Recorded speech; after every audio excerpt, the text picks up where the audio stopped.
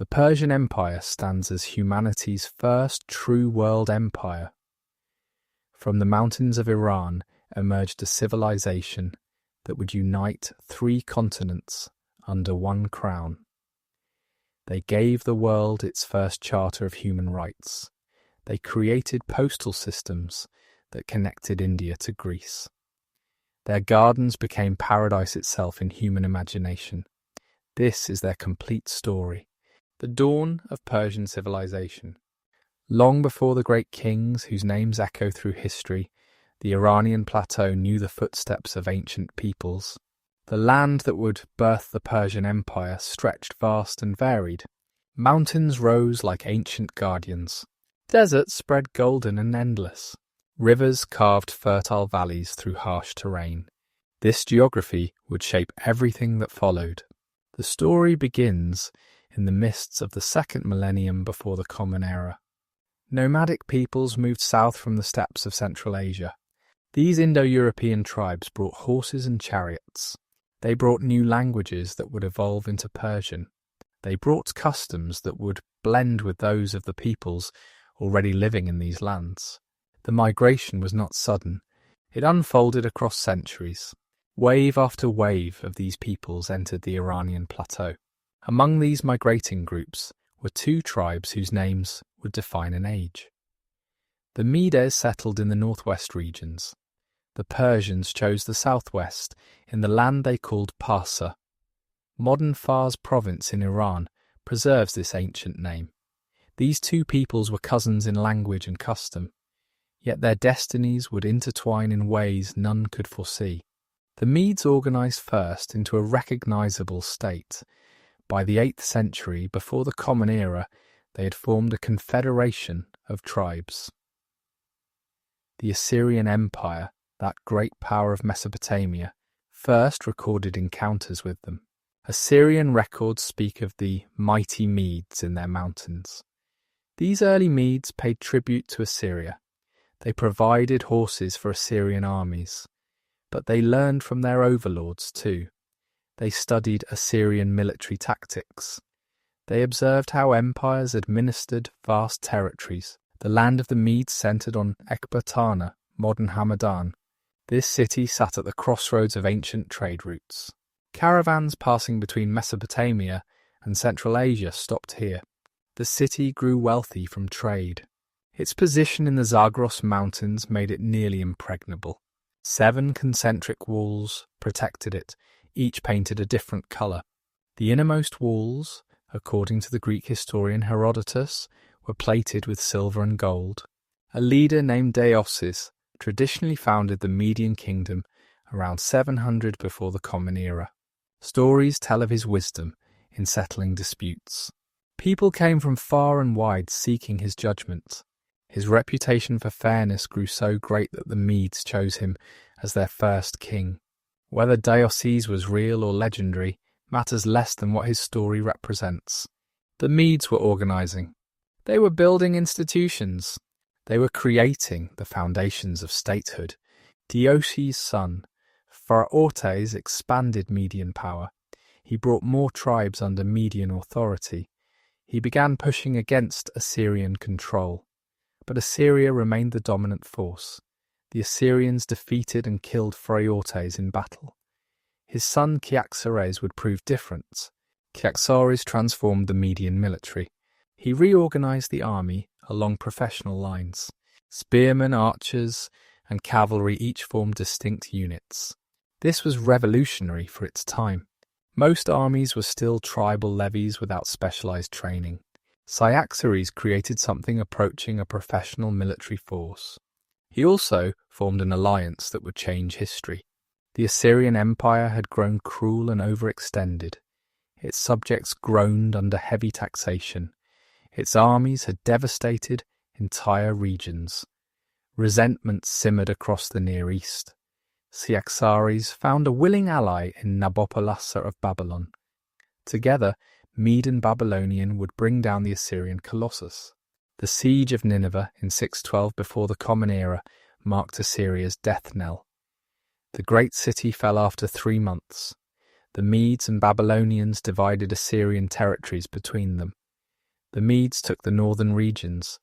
Their empire now stretched from central Anatolia to the edges of Central Asia. They had become a great power. Under Cyaxares and his son Astyages, the Median Empire flourished. They controlled the Iranian plateau. They extracted tribute from many peoples. Among their vassals were the Persians in the south. The Persians paid homage to the Median court. Persian nobles served in the Median army. The two peoples intermarried. Astyages himself married his daughter Mandane to Cambyses, a Persian noble.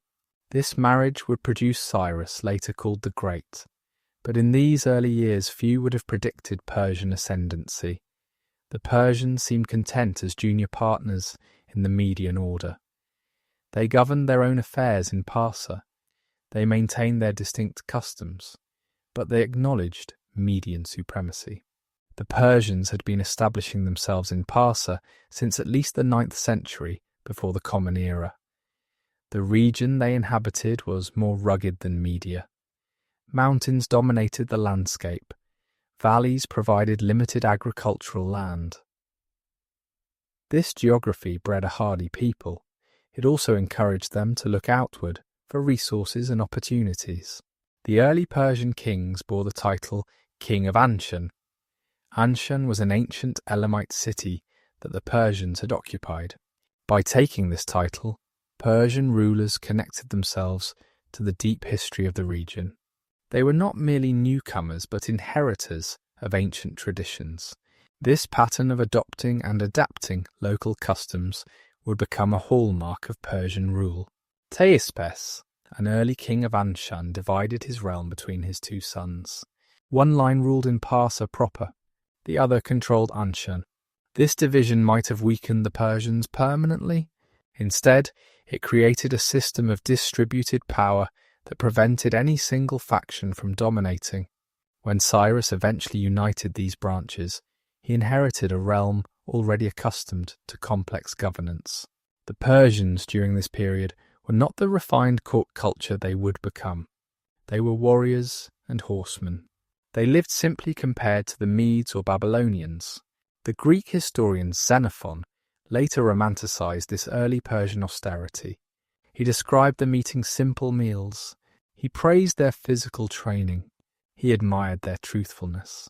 How much of this was real and how much Greek idealization remains debated. What seems certain is that the early Persians maintained strong tribal bonds. Clan loyalty mattered deeply. The major Persian tribes included the Pasargadae, the Marathi, and the Maspi. From the Pasargadae came the Achaemenid clan that would produce Cyrus and his successors.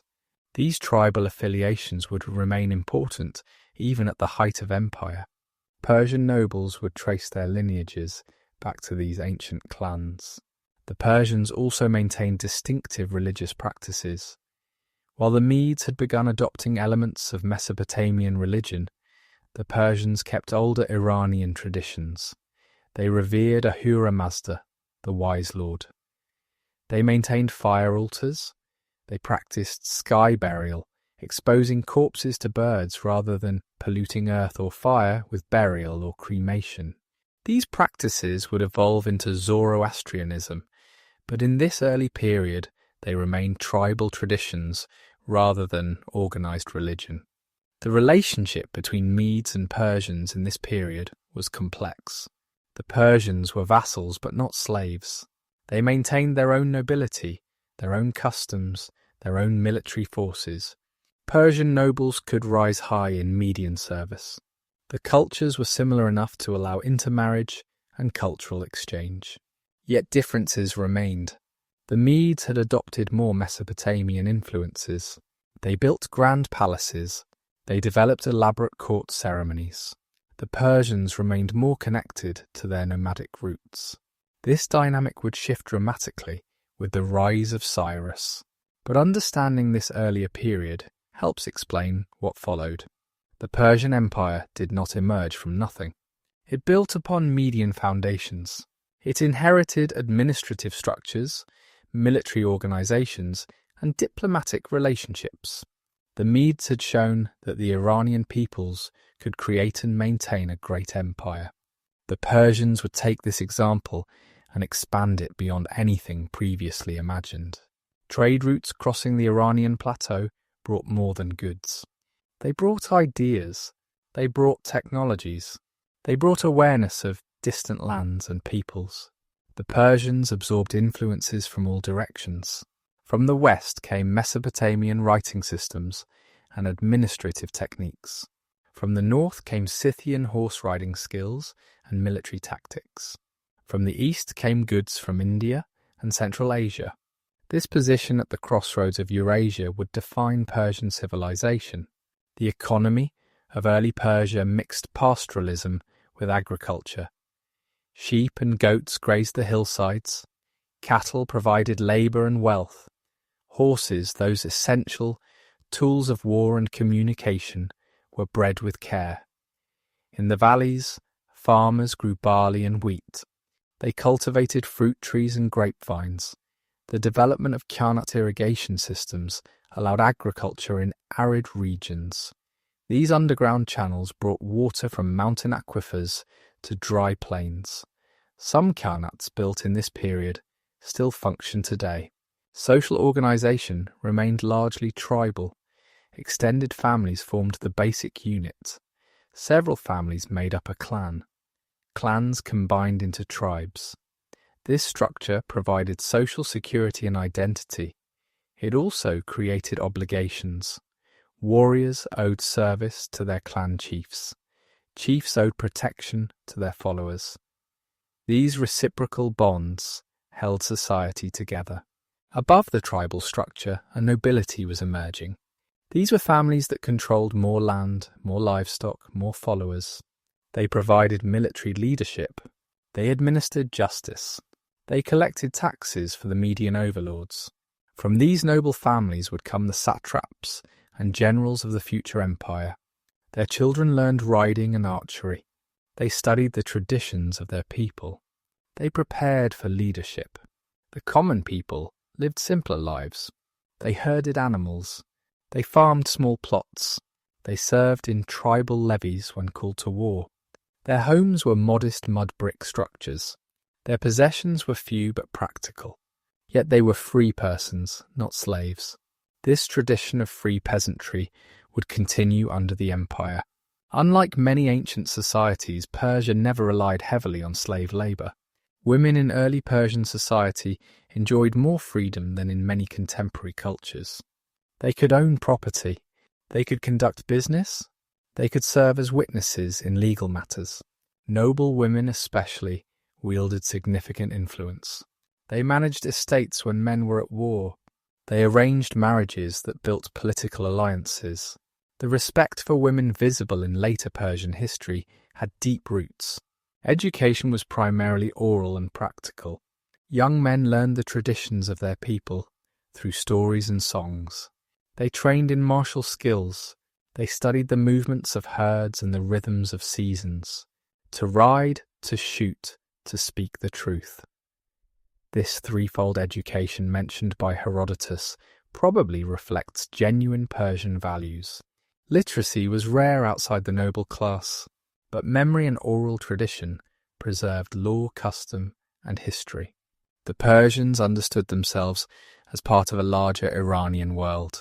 They shared linguistic and cultural ties with the Medes, the Parthians, the Bactrians, and other Iranian peoples. Yet they also maintained their distinct identity. They were Persians of Parsa. They traced their ancestry to Achaemenes, their legendary founder. They took pride in their homeland's rugged beauty. This sense of identity would prove crucial when Cyrus rose to challenge Median rule. He could appeal to Persian pride. He could promise them glory beyond vassal status. He could unite the Persian tribes under the Achaemenid banner. But he could also appeal to other Iranian peoples as one of their own. He was not a foreign conqueror, but a cousin offering a new vision of Iranian greatness. Cyrus the Great and the birth of empire. The man who had transformed the ancient world came to power through revolution. Cyrus, whom history calls the Great, was born around 600 before the Common Era. His grandfather was Astyages, king of the Medes. His father was Cambyses, a Persian noble. This mixed heritage would prove essential to his success. He could claim legitimacy in both Median and Persian traditions. Legends surround Cyrus's early life. Herodotus tells how Astyages dreamed that his grandson would overthrow him. The king ordered the infant killed, but the official, charged with the deed Harpagus, could not bring himself to murder the child. He gave the baby to a shepherd to raise. Years later, the young Cyrus's noble bearing revealed his true identity. Astyages spared him, but sent him back to Persia. Whether true or not, such stories served important purposes. They connected Cyrus to ancient Near Eastern traditions of divinely protected kings. They explained how a vassal could legitimately challenge his overlord. The historical Cyrus became king of Anshan around 559 before the Common Era. For the first years of his reign, he remained loyal to Astyages. He sent tribute to Ecbatana. He attended the Median court when summoned. But he was also building his power base. He united the Persian tribes under his leadership. He modernized his military forces. He formed alliances with disaffected Median nobles. The revolt began around 553 before the Common Era. The exact causes remain debated. Perhaps Astyages had grown tyrannical. Perhaps Median nobles resented his rule. Perhaps Cyrus simply saw opportunity. What we know is that when Cyrus raised the banner of rebellion, he found ready support. Harpagus, the Median general sent to crush the revolt, instead joined it. His defection brought much of the Median army with him. The war lasted 3 years. Details are scarce, but the outcome was decisive. Cyrus captured Ecbatana. He took Astyages prisoner. But then he did something unexpected. Instead of executing his grandfather and destroying the Median nobility, Cyrus showed mercy. He kept Astyages as an honoured guest until his death. He confirmed Median nobles in their positions. He presented himself not as a foreign conqueror, but as the legitimate successor to Median power. This policy of accommodation would define Cyrus's conquests. He understood that destroying existing power structures created chaos. Better to co-opt them.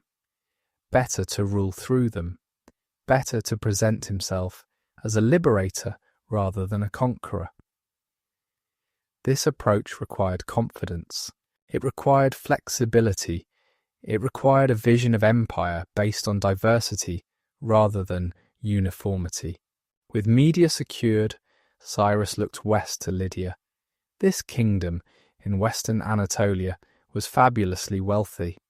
Its king, Croesus, had become proverbial for riches. The phrase, rich as Croesus, echoed through the ancient world. Lydia had invented coinage. Its merchants dominated trade routes. Its capital, Sardis, gleamed with gold.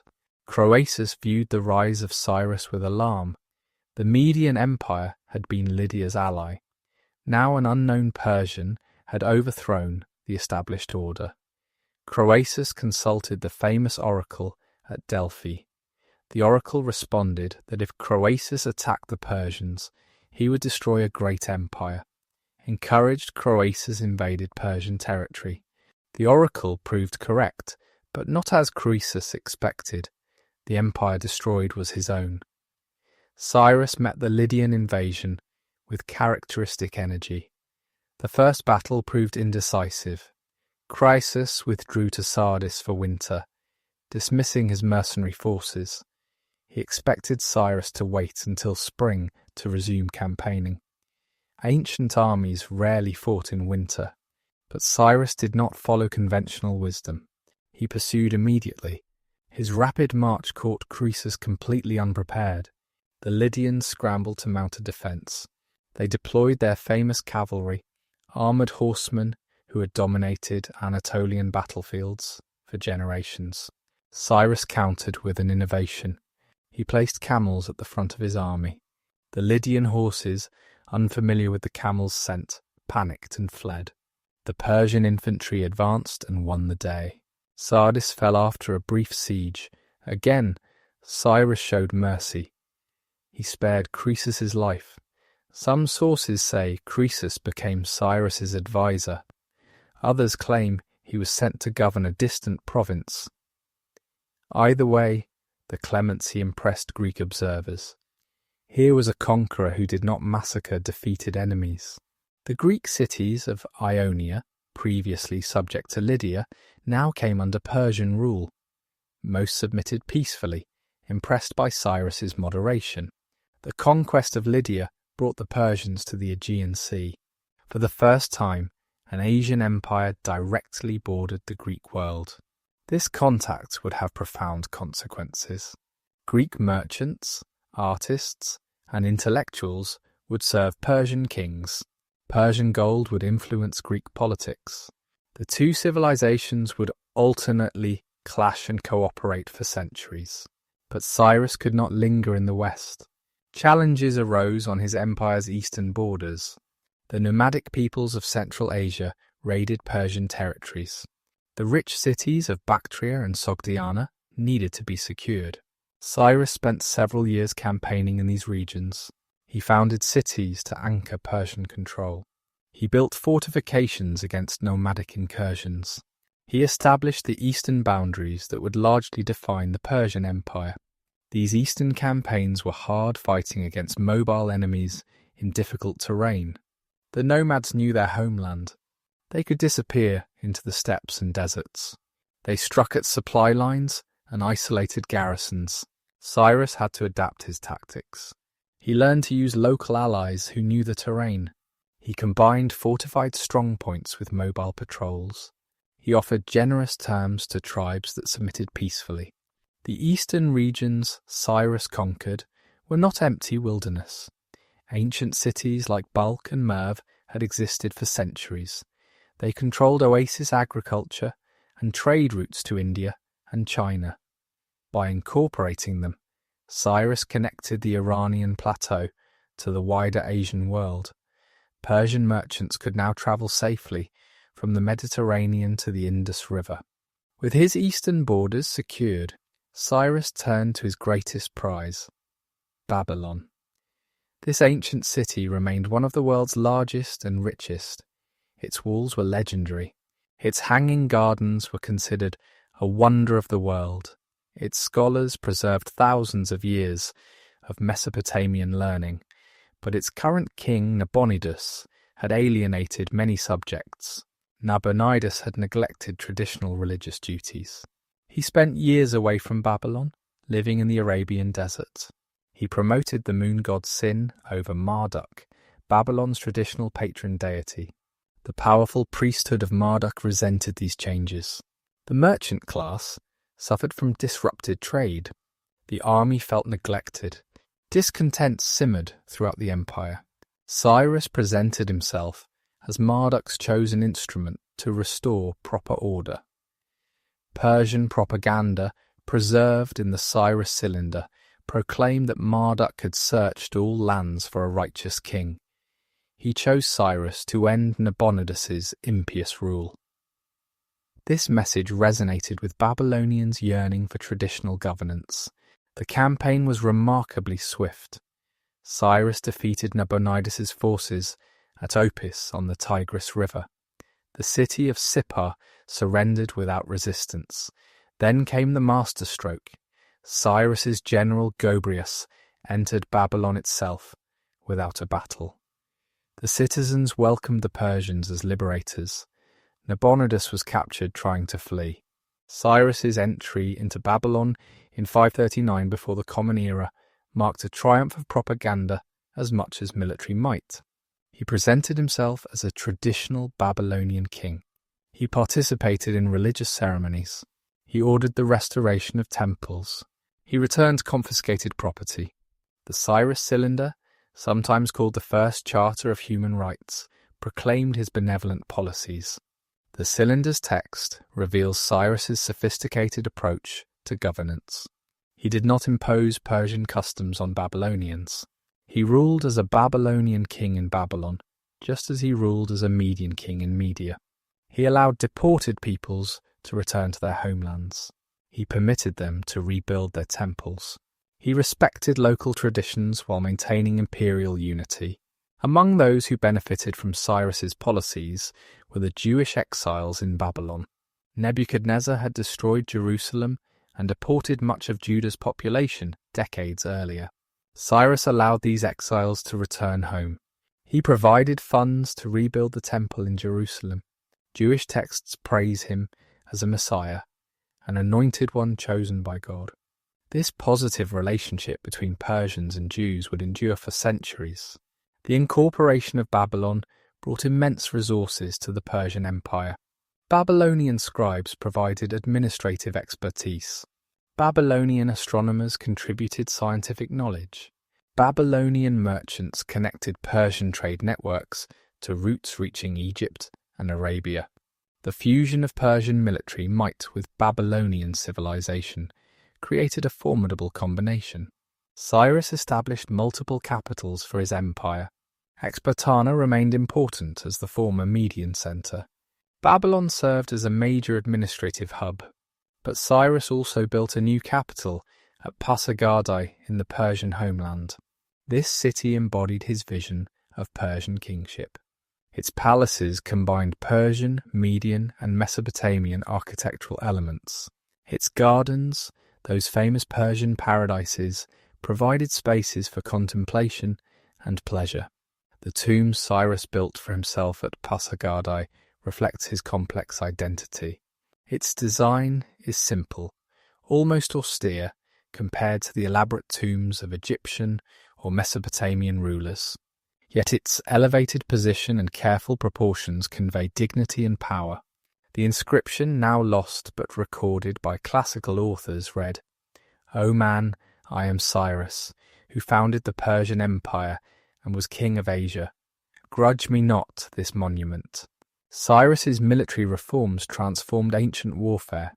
He created the Immortals, an elite force of 10,000 soldiers. When one fell, another immediately replaced him, maintaining the unit's strength. Around them, Cyrus organized forces drawn from across his empire. Each region contributed its specialized troops. Median cavalry, Babylonian engineers, Scythian archers all served together. This military diversity required sophisticated logistics. Cyrus established supply depots along major routes.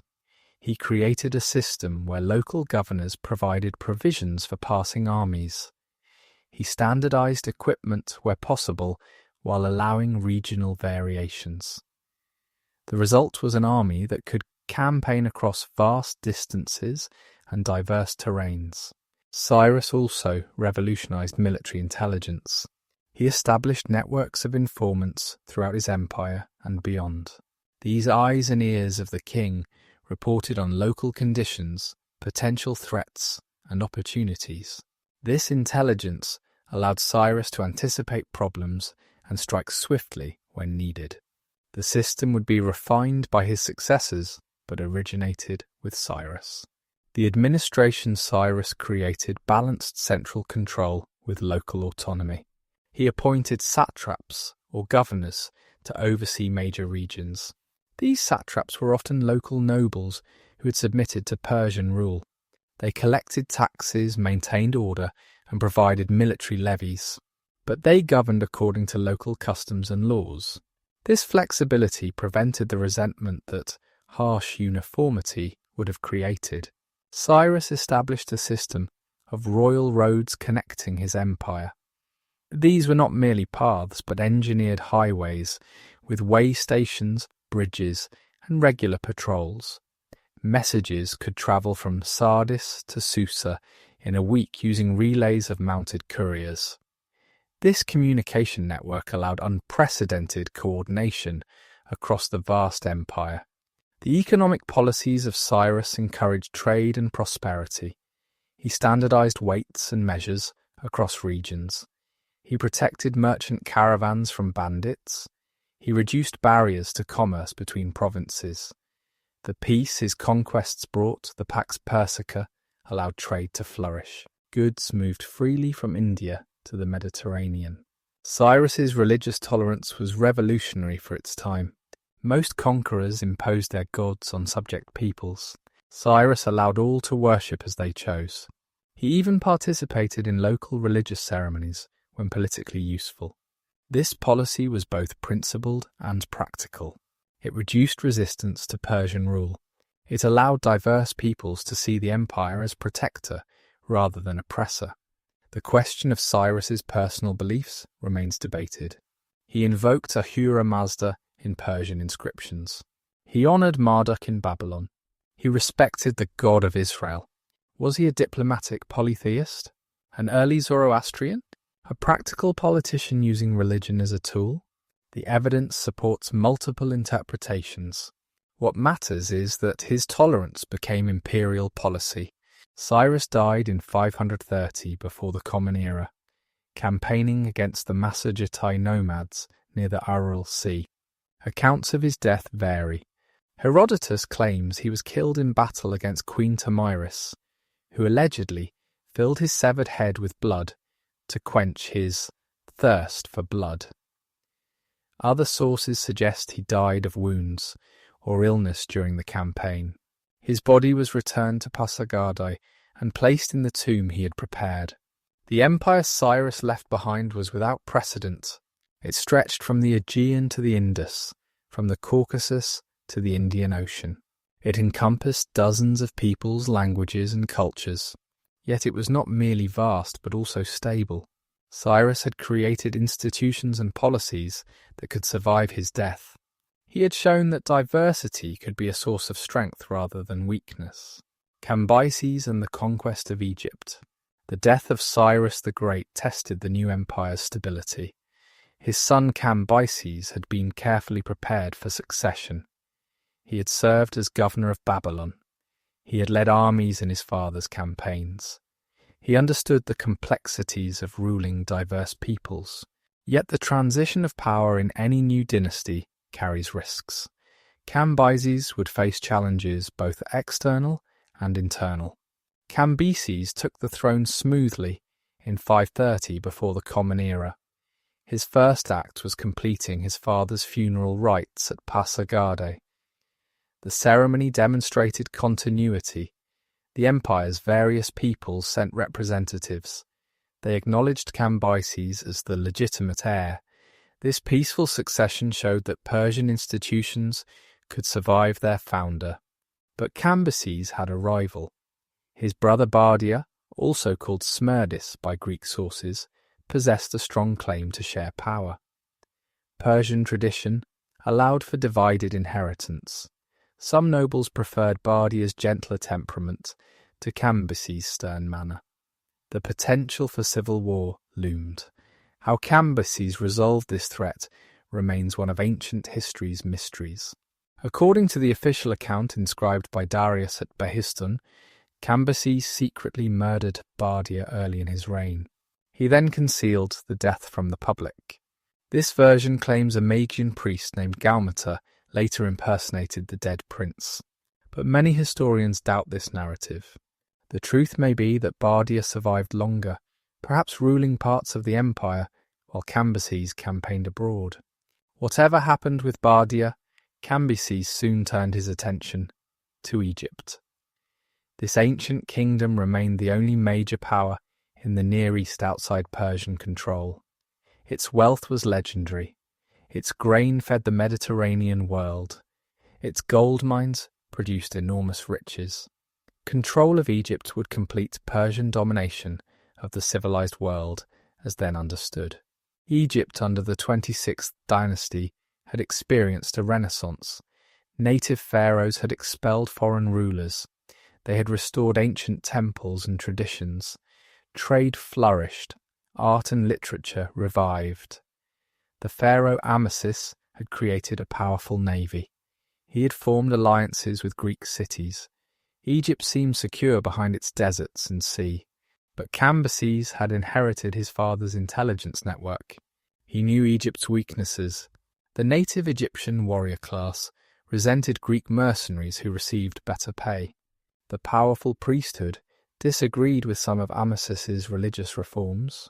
The recent flooding of the Nile had been poor, causing economic stress. Most importantly, Amasis died just as Cambyses prepared his invasion, leaving the inexperienced Psamtik III to face the Persian threat. Preparation for the Egyptian campaign took 2 years. Cambyses understood that logistics would determine success. The army would have to cross the Sinai Desert, a formidable barrier that had defeated many invaders. He negotiated with Arab tribes who controlled the desert oases. They agreed to provide water and guides. He assembled a fleet to support the land army. Phoenician and Greek ships from Persian-controlled cities would challenge Egyptian naval supremacy. Cambyses also waged psychological warfare. He recruited Phanes of Halicarnassus, a Greek mercenary who had served Egypt. Phanes provided detailed intelligence about Egyptian defences. His defection demoralised other Greek mercenaries in Egyptian service. Cambyses spread propaganda about Egyptian religious violations that offended the gods. He presented himself as coming to restore proper divine order. The invasion began in 525 before the Common Era. The Persian army, perhaps 60,000 strong, marched along the Mediterranean coast. The fleet paralleled their advance, providing supplies and preventing Egyptian naval attacks. Arab guides led them through the desert passages.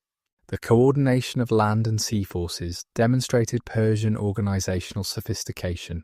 Psamtik made his stand at Pelusium, the fortress city guarding Egypt's eastern approach. The battle that followed became legendary for its supposed brutality. Polyaenus, a later Greek writer, claims Cambyses placed sacred animals in front of his army. The Egyptians, unwilling to harm cats and ibises sacred to their gods, could not fight effectively. While this story is likely propaganda, it reflects the psychological dimensions of the campaign. The actual battle was a conventional clash of armies. The Persians had superior numbers and organisation. The Egyptian forces, weakened by mercenary defections, could not hold. Psamtik retreated to Memphis, Egypt's ancient capital. Cambyses pursued relentlessly. He besieged Memphis while his fleet controlled the Nile, preventing supplies or reinforcements from reaching the defenders. Memphis fell after a brief siege. Psamtik was captured. Initially, Cambyses showed mercy, following his father's precedent.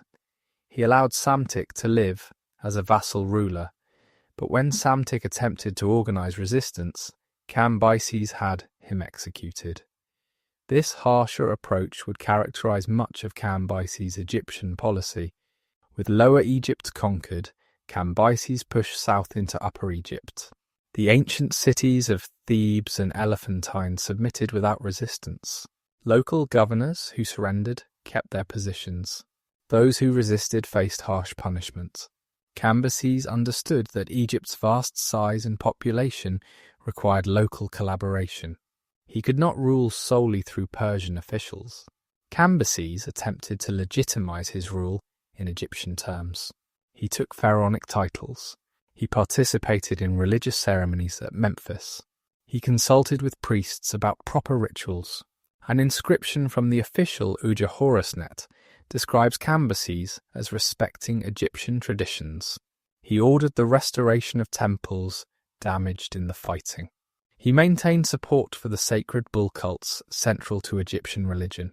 Yet other sources paint a darker picture. Herodotus, writing decades later from Greek sources hostile to Persia, describes Cambyses as a mad tyrant. He allegedly killed the sacred Apis bull. He desecrated royal tombs.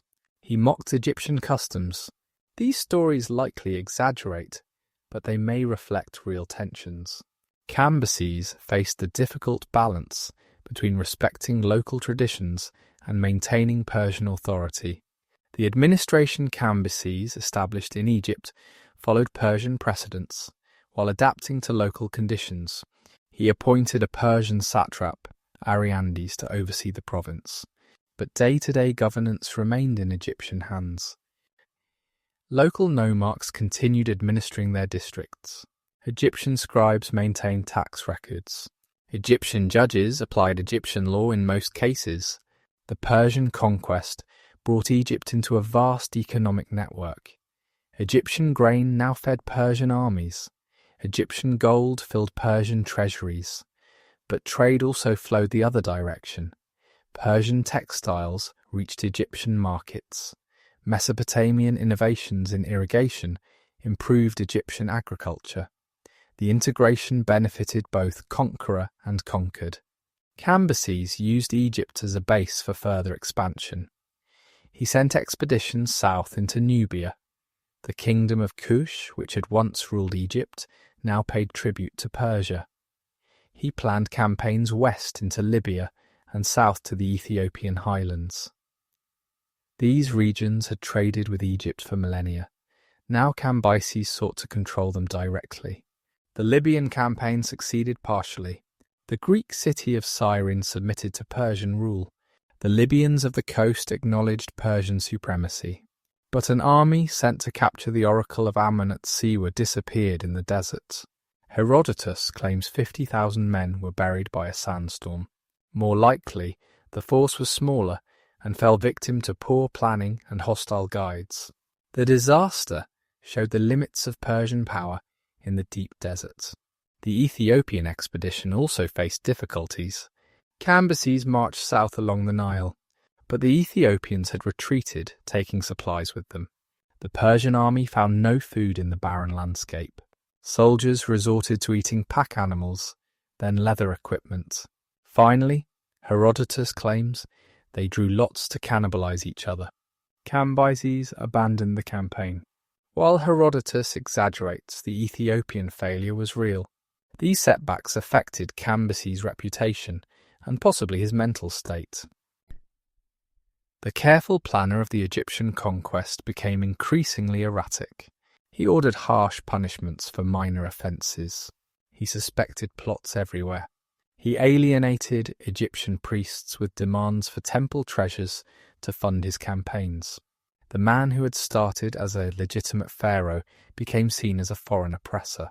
Personal tragedies may have contributed to Cambyses' deterioration.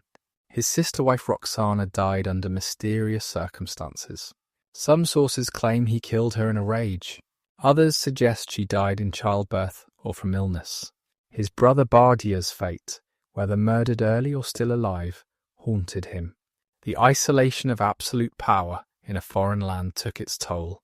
Despite these problems, Cambyses maintained control of Egypt for 3 years. He reformed the tax system, making it more efficient if less popular. He improved the canal connecting the Nile to the Red Sea, facilitating trade with Arabia and India. He established naval bases that would serve Persia for generations.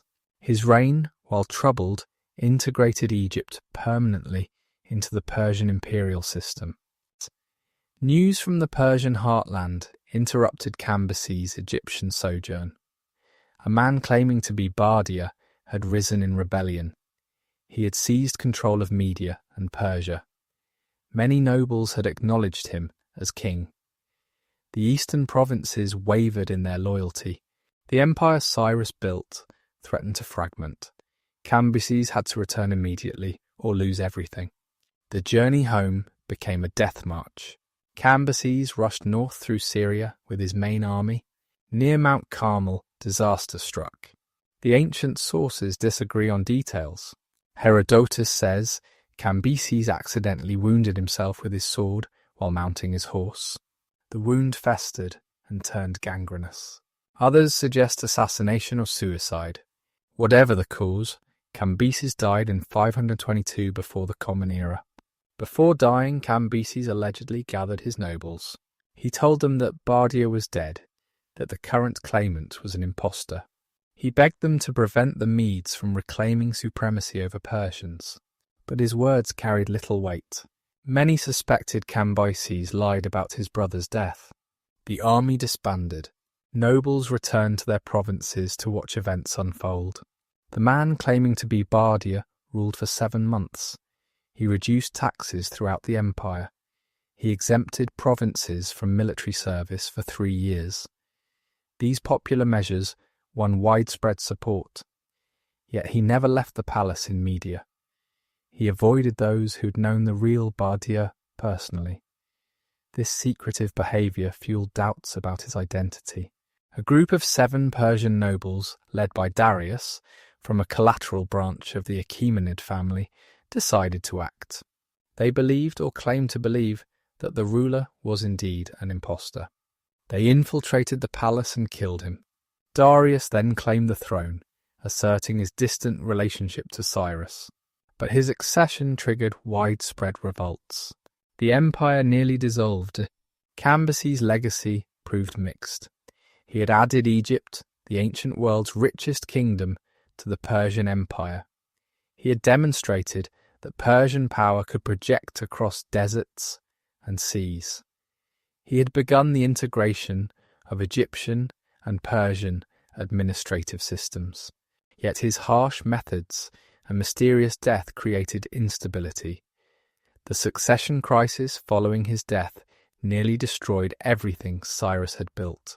Later Persian tradition treated Cambyses harshly. He became the example of how kings should not behave. His alleged madness and cruelty served as warnings. Yet contemporary documents from Egypt show a more complex figure. He respected many Egyptian traditions. He maintained effective administration.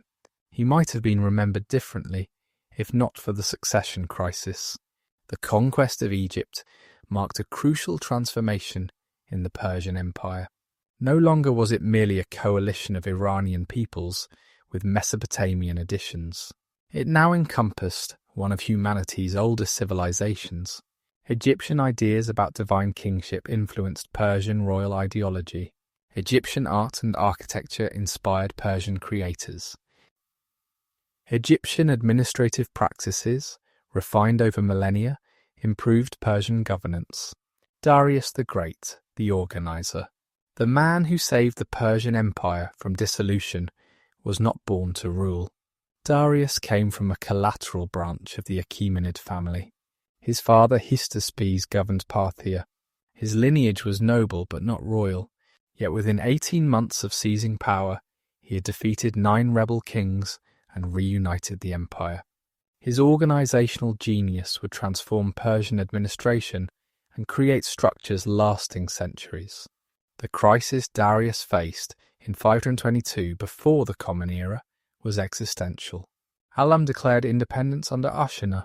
Babylon rose under Nebuchadnezzar III, claiming descent from the ancient royal line. Media supported a new claimant named Phraortes. Parthia and Hyrcania followed rebel leaders. Egypt wavered in its loyalty. Even Persia itself saw revolt. The empire seemed to be reverting to its component parts. Darius possessed advantages despite the chaos. The other 6 nobles who had participated in killing the alleged false Bardia supported him. These included Otanans, Gobryas, and Megabyzus, all from powerful families. Their backing provided legitimacy and military resources. Darius also controlled the treasury at Persepolis. Gold could buy loyalty and mercenaries. His first victory came at Babylon. The city had enthusiastically welcomed Nebuchadnezzar III as a native liberator. But Darius moved swiftly before the revolt could consolidate. His armies won 2 battles outside the city. Babylon fell after a short siege. Darius showed no mercy this time. He executed Nebuchadnezzar and 3,000 leading rebels. The city's walls were partially demolished. The harsh treatment warned others about the cost of rebellion. Media proved more difficult. The rebel Phraortes had strong support among Median nobles who resented Persian dominance. Darius sent his general Hydarnes with one army, while leading another himself. The coordinated campaign caught Phraortes between 2 forces. At the Battle of Kundarush, the Median army shattered. Phraortes fled but was captured and brought to Darius. He was mutilated and displayed publicly before execution. While fighting in Media, Darius received word of new revolts. A second Babylonian rebellion erupted under Urarka. Armenia declared independence. Parthia joined the rebels. Darius could not be everywhere. He relied on loyal generals to fight multiple simultaneous campaigns. Pharmisa defeated the Armenians. Hystaspes, Darius's father, subdued Parthia. The empire became a mosaic of interconnected battlefields. The Behistun inscription, carved into a cliff face in Media, records Darius's version of these events. Written in Old Persian, Elamite and Babylonian, it proclaims his victories to all peoples. The inscription emphasizes divine support. Ahura Mazda chose Darius to restore order. The rebels were liars who violated divine truth. This religious justification became central to Persian royal ideology. With the major revolts crushed, Darius turned to administration. He understood that military victory alone could not maintain the empire. He needed systems that would prevent future rebellions. His reforms touched every aspect of government. They created the administrative framework that would define the Persian Empire at its height. The satrapial system received major refinement. Cyrus had appointed governors over conquered regions. Darius systematized this into 20 formal satrapies. Each had defined borders, tax obligations, and military responsibilities. The satraps were usually Persian nobles, though some local rulers retained their positions. They wielded enormous power within their provinces, but remained absolutely subordinate to the king. To prevent satraps from becoming too independent, Darius created checks on their power. Each satrap was accompanied by a royal secretary who reported directly to the king. A military commander, separate from the satrap, controlled armed forces. Royal inspectors, the eyes and ears of the king, made us surprise visits. This system of divided authority prevented any individual from accumulating enough power to rebel. Taxation became regularized and predictable. Each satrapy paid a fixed annual tribute based on its wealth and productivity. Persia proper was exempt, a privilege of the imperial homeland. India, the richest province, paid 360 talents of gold dust. Egypt contributed 700 talents of silver plus grain. Babylon provided 1,000 talents of silver and 500 eunuch boys. The total annual revenue exceeded 14,000 talents, an enormous sum. Darius introduced coinage throughout the empire. The gold daric and silver siglos became standard currency. They bore the image of the king as an archer, symbolizing royal power. Standardized currency facilitated trade and tax collection. It also projected royal authority into daily transactions. Every commercial exchange reminded participants of the king's presence. The royal road system expanded dramatically under Darius. The main highway ran 600 miles from Sardis to Susa. Royal stations every day's journey provided fresh horses and supplies. Official messengers could traverse the entire distance in a week. Herodotus famously praised these couriers. Neither snow nor rain nor heat nor darkness stays these couriers from the swift completion of their appointed rounds. These roads served multiple purposes. They enabled rapid military deployment. They facilitated commercial traffic. They carried royal commands and intelligence. They bound the empire's diverse regions into an integrated whole. The investment required was enormous, but the returns in administrative efficiency and economic growth justified the expense. Legal reform occupied much of Darius's attention. He did not impose uniform law across the empire. Local traditions continued for most matters. But he established royal courts for cases involving the state or disputes between provinces. He codified a body of Persian law that applied to all subjects in certain areas. He appointed royal judges who served for life unless convicted of corruption. The concept of data, divine law or justice became central to Persian jurisprudence. The king was the guardian of data, responsible for maintaining cosmic and social order. This differed from arbitrary despotism. Even the king was theoretically bound by data. Royal decisions should reflect divine justice, not personal whim. This ideological framework constrained royal power while legitimizing it. Darius reorganized the military into a more professional force. The Immortals remained the elite corps, now stationed strategically throughout the empire. Each satrapy maintained local forces for internal security, but the royal army, directly controlled from the centre, provided the main military strength. This included Persian and Median cavalry, Greek mercenary hoplites, Scythian archers, and various specialized units. Naval power received particular attention. Darius understood that controlling the Mediterranean required a fleet. He could not rely solely on subject Phoenician and Greek vessels. He established royal shipyards and naval bases. He created a permanent navy with professional sailors and marines. This maritime force would prove crucial in maintaining control of Egypt and the Aegean regions. The new capital Darius built at Persepolis embodied his vision of empire. Unlike Babylon or Susa, with their ancient histories, Persepolis was purely Persian. Its massive platform raised it above the plain. Its columned halls could hold thousands. Its relief sculptures depicted the empire's peoples bringing tribute. Every aspect proclaimed Persian power and divine favour. Yet Persepolis was more than propaganda in stone. It served practical administrative functions. The treasury stored vast wealth. Archives preserved records in multiple languages. Workshops produced luxury goods. Barracks housed elite troops. The city was simultaneously symbol and substance of imperial power. The Apadana, Persepolis's great audience hall, deserves special attention. Its 72 columns soared 60 feet high. Its capacity exceeded 10,000 people. Here Darius received ambassadors and tributaries. The hall's decoration depicted all 23 subject peoples in their distinctive dress. Persians and Medes held places of honour, but all were shown respectfully. This visual programme emphasised unity in diversity. Darius's religious policies continued Cyrus's tolerance, while showing personal preference for Zoroastrianism. His inscriptions invoke Ahura Mazda consistently. He supported Zoroastrian priests and fire temples. Yet he also maintained support for other religions.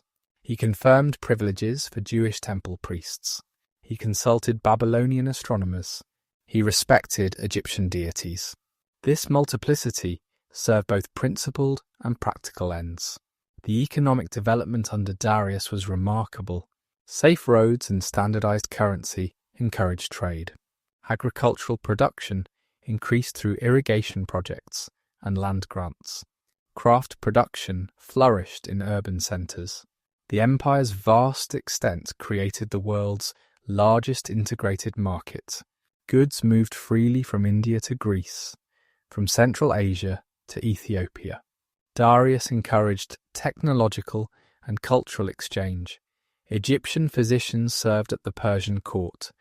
Babylonian astronomers refined calendar systems. Greek artists decorated Persian palaces. Indian mathematicians contributed computational techniques. This cosmopolitan atmosphere fostered innovation. The Persian Empire became a conduit for ideas and technologies. Education and literacy expanded under Darius. While most subjects remained illiterate, the administrative class required written skills. Schools teaching cuneiform and Aramaic operated in major cities. The Persian nobility learned multiple languages. Royal inscriptions in 3 scripts reflected this multilingual reality. The empire functioned through written communication as much as military force. The role of women in Darius's administration deserves note. Royal women owned vast estates. They conducted business independently. They travelled with their own retinues. The Queen Mother and Queen held formal court positions. Noble women managed households that were economic enterprises. While not equal to men, Persian women enjoyed greater freedom than in many contemporary societies. Darius's family policies aimed at dynastic stability. He married multiple wives from noble Persian families and conquered royal lines. His marriages to Atossa and Artistone, Cyrus's daughters, strengthened his legitimacy. His numerous children were carefully educated for government service. This investment in the next generation would ensure smooth succession. The intelligence network Darius maintained surpassed anything previously known. Informants operated throughout the empire and beyond. They reported on local conditions, potential threats, and opportunities. This information flowed to regional centres, then to the capital. The king possessed unprecedented awareness of his realm's condition. Knowledge became a tool of power, as important as armies. The Persian Wars and Xerxes. The conflicts between Persia and Greece that began under Darius and climaxed under his son Xerxes would echo through history. These wars, small in scale compared to Persian campaigns in Asia, assumed enormous significance in Western memory. They pitted the world's greatest empire against a collection of quarrelsome city-states.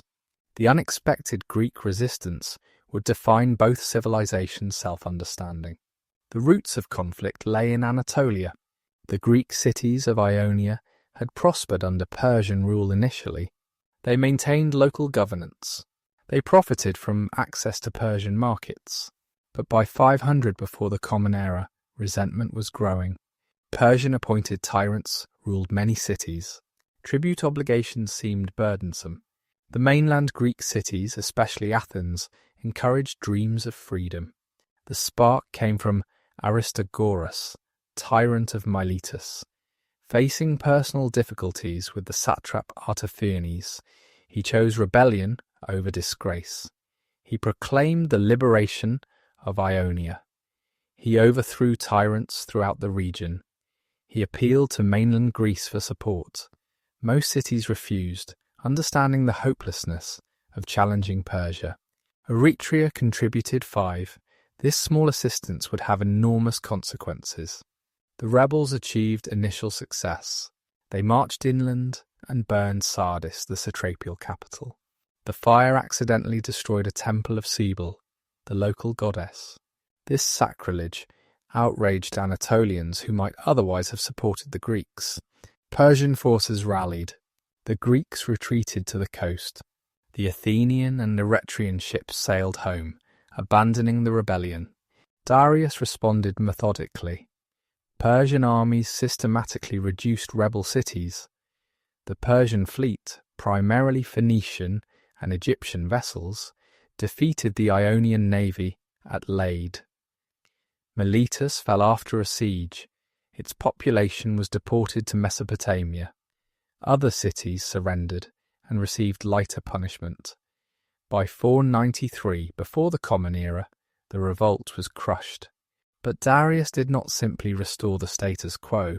He understood that harsh repression would breed future rebellions. He ordered Artaphernes to reassess tribute levels, generally reducing them. He replaced tyrants with democratic governments in many cities. He encouraged cities to establish courts for resolving disputes peacefully. These reforms showed sophisticated understanding of political dynamics. Yet Darius could not forgive Athenian interference. The burning of Sardis demanded retribution. Moreover, the precedent of mainland Greeks intervening in Asia threatened future stability.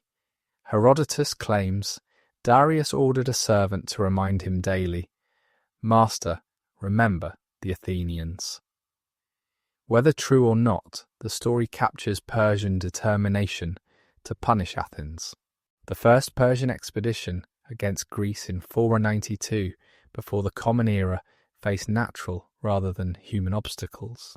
Mardonius, Darius's son-in-law, led forces through Thrace and Macedonia. These regions submitted with little resistance. But the Persian fleet encountered a storm off Mount Athos. Hundreds of ships were lost. The expedition returned without reaching Greece proper. Darius tried diplomacy before launching another attack. He sent heralds throughout Greece demanding earth and water, symbols of submission. Many cities complied, understanding Persian power. But Athens and Sparta killed the heralds, a shocking violation of diplomatic immunity. This insult made war inevitable. The second expedition, in 490 before the Common Era, took a direct sea route. Datis and Artaphernes the Younger commanded perhaps 25,000 troops. They captured Naxos and other islands. They destroyed Eretria in punishment for its role in the Ionian Revolt. Then they landed at Marathon, a plain suitable for cavalry 26 miles from Athens. The Battle of Marathon became legendary far beyond its military significance. The Athenians, led by Miltiades, fielded about 10,000 hoplites. They were joined by 1,000 Plataeans. The Spartans promised help, but delayed for religious reasons. The Greeks faced the Persians alone. Miltiades used innovative tactics. He strengthened his wings while weakening his centre. When the armies clashed, the Greek wings enveloped the Persian force. The Persians retreated to their ships, losing perhaps 6,000 men. Athenian losses numbered only 192. The victory seemed miraculous to the Greeks. They had defeated the invincible Persian army. The runner Pheidippides supposedly ran from Marathon to Athens to announce victory, dying after delivering his message. This legend inspired the modern marathon race. Yet from a Persian perspective, Marathon was a minor setback. They had lost a small expeditionary force. The empire remained intact. Most Greeks still acknowledged Persian supremacy. Darius planned a massive expedition to settle matters definitively. But rebellions in Egypt and Babylon demanded attention. In 486 before the Common Era, Darius died before launching his Greek campaign. Xerxes, Darius's son by Atossa, inherited both throne and Greek problem. His accession was smooth, prepared by years of grooming. But he faced immediate challenges. Egypt remained rebellious. Babylon stirred with unrest. Some advisors argued against wasting resources on distant Greece. But Xerxes decided to complete his father's plan. Greece would be punished. Preparation for the grand expedition took 4 years. Xerxes assembled the largest army the ancient world had seen. Herodotus claims 1.7 million soldiers, certainly an exaggeration. Modern estimates suggest 200,000 to 500,000, still enormous by ancient standards. The force included contingents from every corner of the empire. Indians rode elephants. Ethiopians wore leopard skins. Arabs rode camels. This diversity displayed imperial power. Logistics for such an army required extraordinary planning. Supply depots were established across Anatolia. A bridge of boats was built across the Hellespont, linking Asia to Europe. When storms destroyed the first bridge, Xerxes ordered the sea whipped as punishment. A canal was dug through the Mount Athos Peninsula to avoid the dangerous waters. These engineering feats demonstrated Persian organisational capacity. The army's march through Anatolia and Thrace resembled a mobile city. The royal pavilion alone required hundreds of servants. Nobles brought their households. Merchants followed selling supplies. The column stretched for miles. Its passage consumed local resources like a plague of locusts. Yet it also displayed Persian might to overawe potential resistance. Greek responses varied. Northern cities generally submitted without fighting. The Delphic oracle advised neutrality or submission. But a coalition formed around Sparta and Athens. They agreed to resist despite overwhelming odds. Sparta would command land forces. Athens would lead at sea. Old rivalries were temporarily suspended. The first confrontation came at Thermopylae, the narrow pass controlling entry to central Greece. Leonidas of Sparta led 7,000 Greeks, including his famous 300 Spartans. They held the pass for 3 days against repeated Persian assaults. The narrow terrain neutralized Persian numerical superiority. Elite immortals failed to break through. Xerxes grew frustrated. A local Greek named Ephialtes revealed a mountain path bypassing the pass. Persian forces circled behind Greek lines. Leonidas dismissed most allies, but remained with his Spartans and some others to delay the Persian advance. They fought to the death. Their sacrifice became legendary, embodying the ideal of fighting for freedom against tyranny. Simultaneously, naval battles raged off Artemisium. The Greek fleet, primarily Athenian, fought the larger Persian navy to a standstill. Storms destroyed many Persian ships, but with Thermopylae lost, the Greeks withdrew south. Central Greece lay opened to Persian advance. Xerxes marched unopposed to Athens. The city was evacuated. Most citizens fled to nearby islands. A small garrison on the Acropolis resisted briefly. The Persians burned Athens's temples and buildings. The sacrilege at Sardis was avenged. From a Persian perspective, the campaign's objective was achieved. The Greeks who had dared attack Asia were punished, but the war was not over. The Greek fleet remained intact at Salamis. Themistocles, the Athenian commander, convinced allies to fight in the narrow straits. He allegedly sent a false message to Xerxes, claiming the Greeks were preparing to flee. Xerxes ordered his fleet to attack immediately, hoping to trap the Greeks. The Battle of Salamis proved disastrous for Persia. The narrow waters prevented the larger Persian fleet from manoeuvring effectively. Greek ships, heavier and better suited for close combat, rammed and sank Persian vessels. Xerxes watched from shore as his fleet was destroyed. The defeat made his position in Greece precarious. Without naval supremacy, supplying his army became difficult. Xerxes returned to Asia with most of his army. He left Mardonius with select forces to complete the conquest. This decision was strategic, not cowardly, as Greek sources claim. The empire required the king's presence. Revolts always threatened when the king campaigned far from the centre. Mardonius was capable of finishing the Greek war. Mardonius wintered in Thessaly, then renewed the campaign. He reoccupied Athens, again burning what had been rebuilt. But at Plataea in 479 before the Common Era, the Greek coalition won a decisive victory. Mardonius died in battle. The Persian army retreated to Asia. On the same day, tradition claims, Greeks destroyed the remaining Persian fleet at Mycale. The Persian invasion was over. The Greek victories seemed miraculous to contemporaries. A collection of small cities had defeated history's greatest empire. The reasons were complex. Greek hoplite tactics proved superior in the confined battlefields. Greek unity, however temporary, concentrated their strength. Persian logistics struggled with distance and hostile territory. Naval defeats cut supply lines.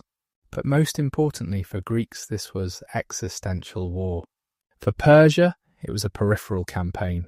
Xerxes spent his remaining years consolidating rather than expanding.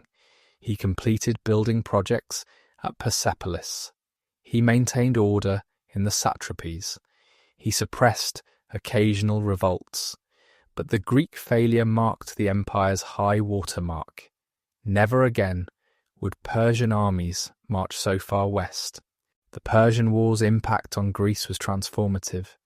Victory fostered cultural flowering. Athens built the Parthenon. Dramatists like Aeschylus explored themes of freedom versus tyranny. Historians like Herodotus recorded the conflict for posterity. The wars became foundation myths for Western civilization. Yet from a Persian perspective, the Greek wars were minor border conflicts. The empire lost no major territory. Its wealth remained intact. Its administration continued functioning. Most subjects never heard of Marathon or Salamis. The empire's real challenges lay elsewhere, in maintaining unity across vast distances and diverse peoples. Xerxes himself became a figure of caricature in Greek sources. They portrayed him as arrogant, cruel, and cowardly. but Persian sources and archaeological evidence suggest a competent, if unspectacular, ruler. He maintained the empire his father organized. He patronized arts and religion. He died in 465 before the Common Era, assassinated in a palace conspiracy. His death initiated succession struggles that would weaken the empire.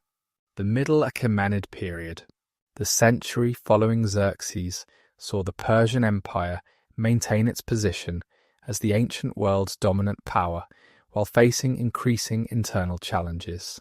This middle period of Achaemenid rule, from 465 to 359 before the Common Era, witnessed palace intrigue, regional rebellions, and the growing influence of royal women and court eunuchs. Yet the empire's fundamental structures proved resilient enough to weather these storms. Xerxes' assassination in 465 before the Common Era plunged the court into chaos. The conspirator Artabanus, captain of the guard, briefly controlled the throne.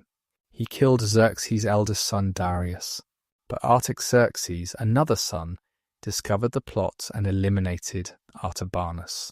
His accession required defeating his brother Hystaspes, who controlled Bactria. The bloody succession struggle revealed the dynasty's vulnerability to internal violence.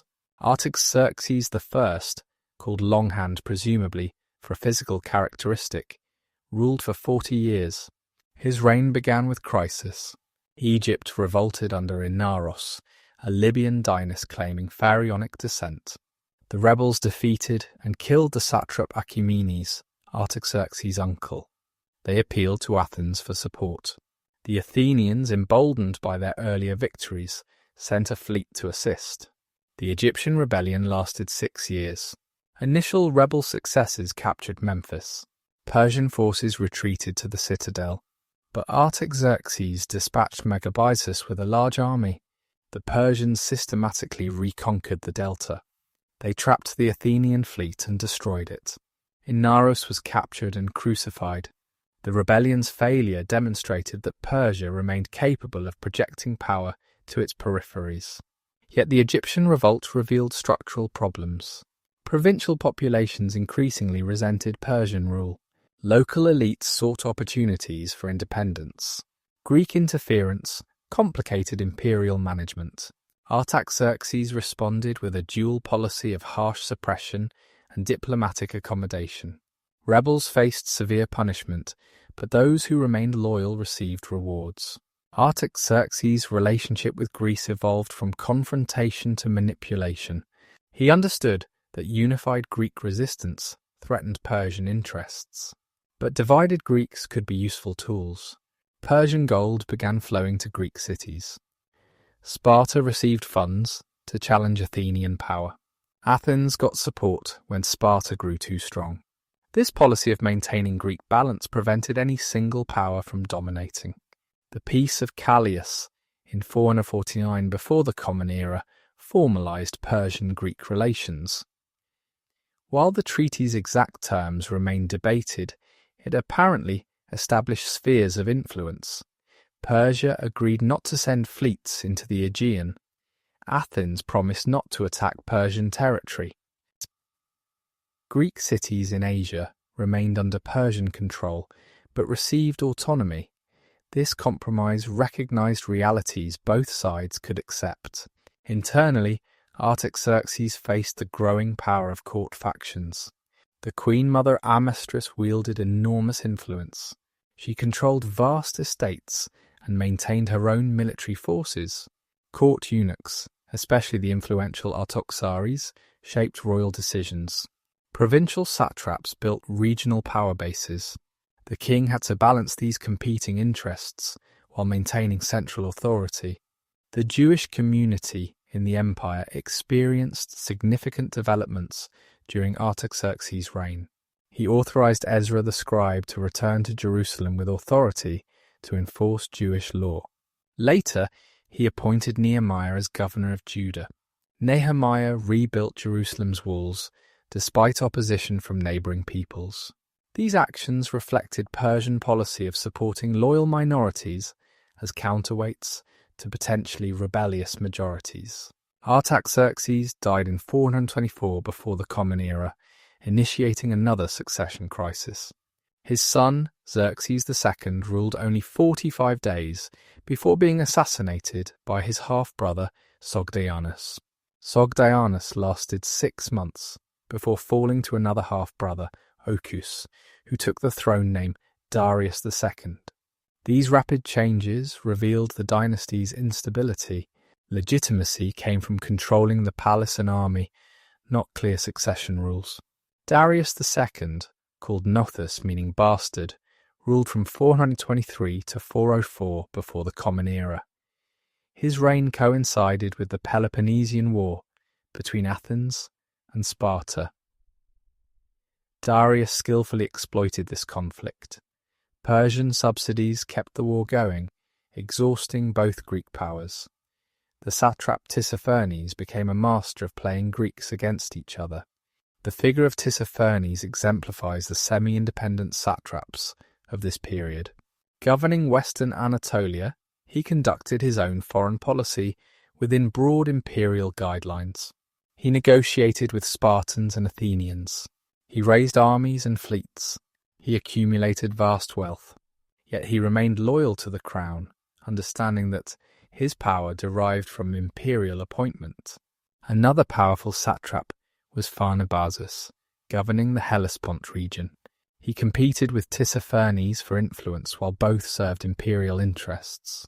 This rivalry between satraps actually strengthened royal control. Neither could grow powerful enough to threaten the throne while watching the other. The king encouraged such competition, playing subordinates against each other. During Darius II's reign, Persian culture continued evolving. The rigid court ceremonies of earlier periods became even more elaborate.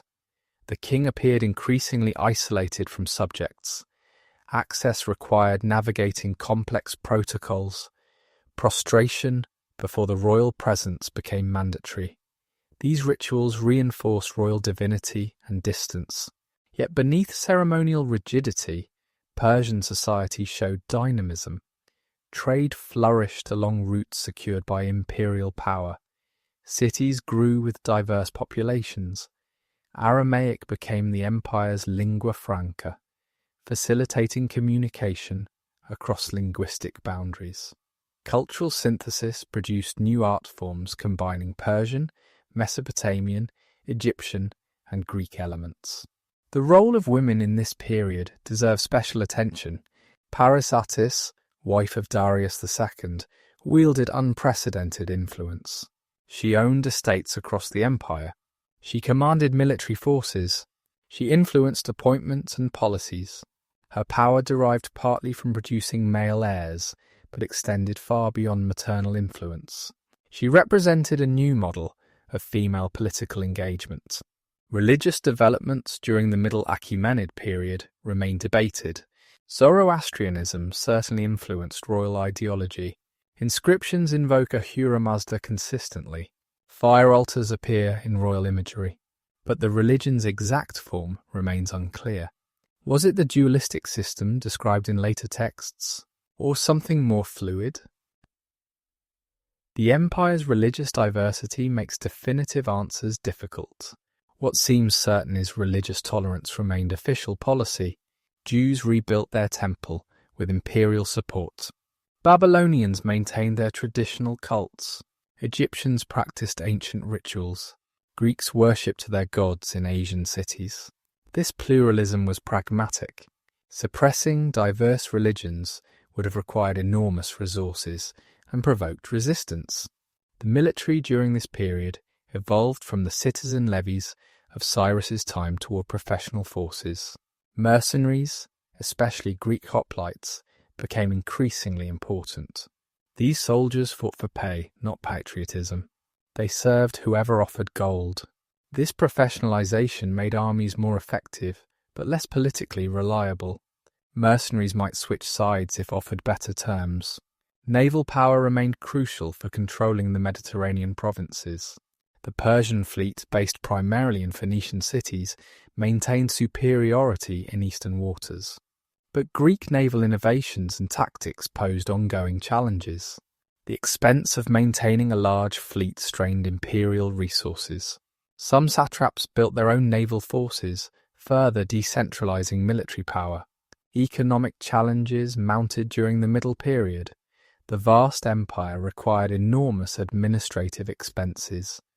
Military campaigns drained treasuries. Court luxury consumed resources. Taxation, while systematic, faced collection difficulties in distant provinces. Some regions regularly fell into arrears. The temptation to debase coinage grew, though this threatened economic stability. Agriculture remained the economy's foundation. The great estates of nobles and temples produced grain, fruits, and livestock. Irrigation projects, especially in Mesopotamia and Egypt, required constant maintenance. Peasants, while technically free, were tied to land through debt and custom. Their surplus supported urban populations and government apparatus. Craft production flourished in cities. Persian metalwork, textiles, and ceramics were prized throughout the ancient world. Royal workshops produced luxury items for court use and diplomatic gifts. Private artisans served local markets. The empire's extent created vast internal markets for goods. A craftsman in Babylon could sell products from India to Greece. The succession crisis following Darius II's death in 404 before the Common Era proved particularly bitter. His eldest son Artaxerxes II claimed the throne, but his younger brother Cyrus, called the Younger, contested it. Cyrus governed Anatolia as satrap. He commanded significant military forces. He had cultivated Greek allies. The stage was set for civil war. Cyrus the Younger recruited a Greek mercenary army, the famous 10,000 described by Xenophon. He marched from Sardis toward Babylon, claiming to campaign against rebellious tribes. His true intention to seize the throne remained hidden until too late for Artaxerxes to prepare fully. The brothers met at Cunaxa near Babylon in 401 before the Common Era. The Battle of Cunaxa might have changed history. Cyrus's Greeks routed their opponents. Victory seemed assured, but Cyrus personally charged toward his brother, seeking to end the war with single combat. He died in the attempt, struck down by royal guards. His death ended the rebellion immediately. His Asian forces dispersed. The Greeks, now leaderless in hostile territory, began their famous retreat to the sea. Xenophon's Anabasis immortalized this march of the 10,000. The Greeks fought through hostile territory for months. They reached the Black Sea at Trapezus, crying, "Thalata, Thalata, the sea, the sea." Their survival demonstrated Greek military superiority in direct combat. But it also showed the empire's resilience. Despite civil war, provincial rebellions, and foreign invasions, Persia endured. The later Achaemenid Empire. The final century of Achaemenid rule witnessed the empire's slow decline, punctuated by moments of revival.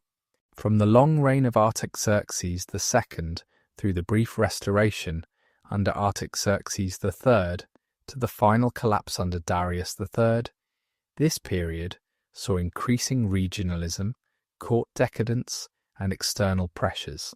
Yet even in decline, the Persian Empire remained the ancient world's most powerful state until Alexander's conquest. Artaxerxes II, who ruled from 404 to 358 before the Common Era, faced immediate challenges beyond his brother's rebellion. Egypt had revolted again during the succession crisis. The satrap of Anatolia, Tissaphernes, had grown dangerously independent. Greek cities in Asia stirred with unrest. The empire seemed to be fragmenting along its edges while the centre weakened from within. The Egyptian rebellion proved particularly persistent. Native dynasties, the 28th through 30th, maintained independence for 60 years. They built strong armies using Greek mercenaries. They formed alliances with Persia's enemies. They fortified the delta against invasion. Multiple Persian expeditions failed to reconquer the province. Egypt's loss deprived the empire of enormous revenues and encouraged other regions to consider rebellion.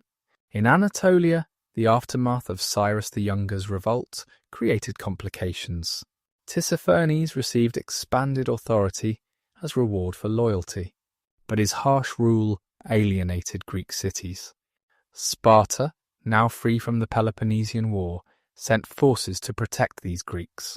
The Spartan king Agesilaus campaigned successfully in Asia.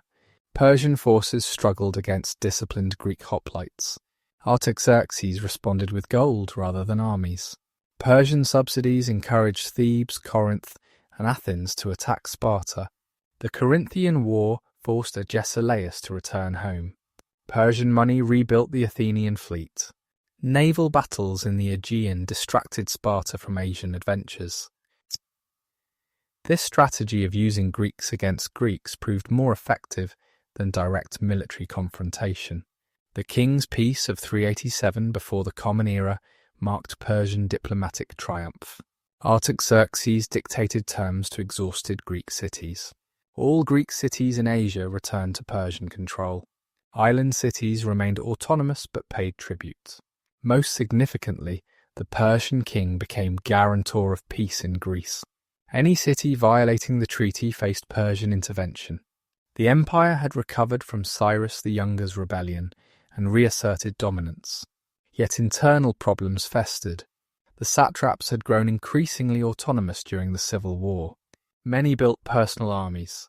They collected taxes but sent minimal tribute to the centre. Some conducted independent foreign policies.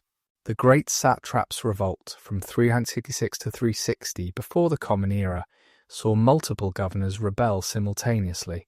Dartames in Cappadocia, Ariobarzanes in Phrygia, and others challenged royal authority. The satraps' revolt ultimately failed due to their inability to cooperate. Each pursued personal ambitions rather than coordinated resistance. Artaxerxes exploited their divisions. He offered pardons to those who abandoned rebellion. He used loyal forces to defeat isolated rebels. By 360 before the Common Era, order was restored. But the revolt revealed the empire's structural weakness. Provincial governors had become semi-independent princes. Court life, under Artaxerxes II, grew increasingly elaborate and isolated.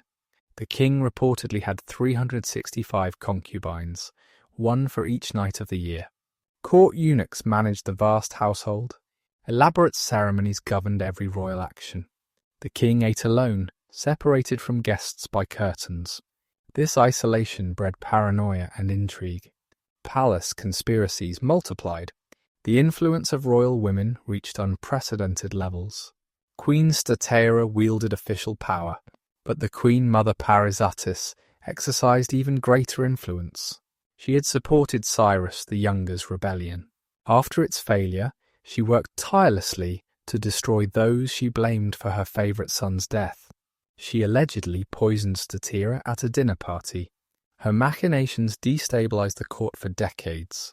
Religious developments during this period included the increasing prominence of Anahita, goddess of waters and fertility. Artaxerxes II was the first king to invoke her alongside Ahura Mazda in official inscriptions.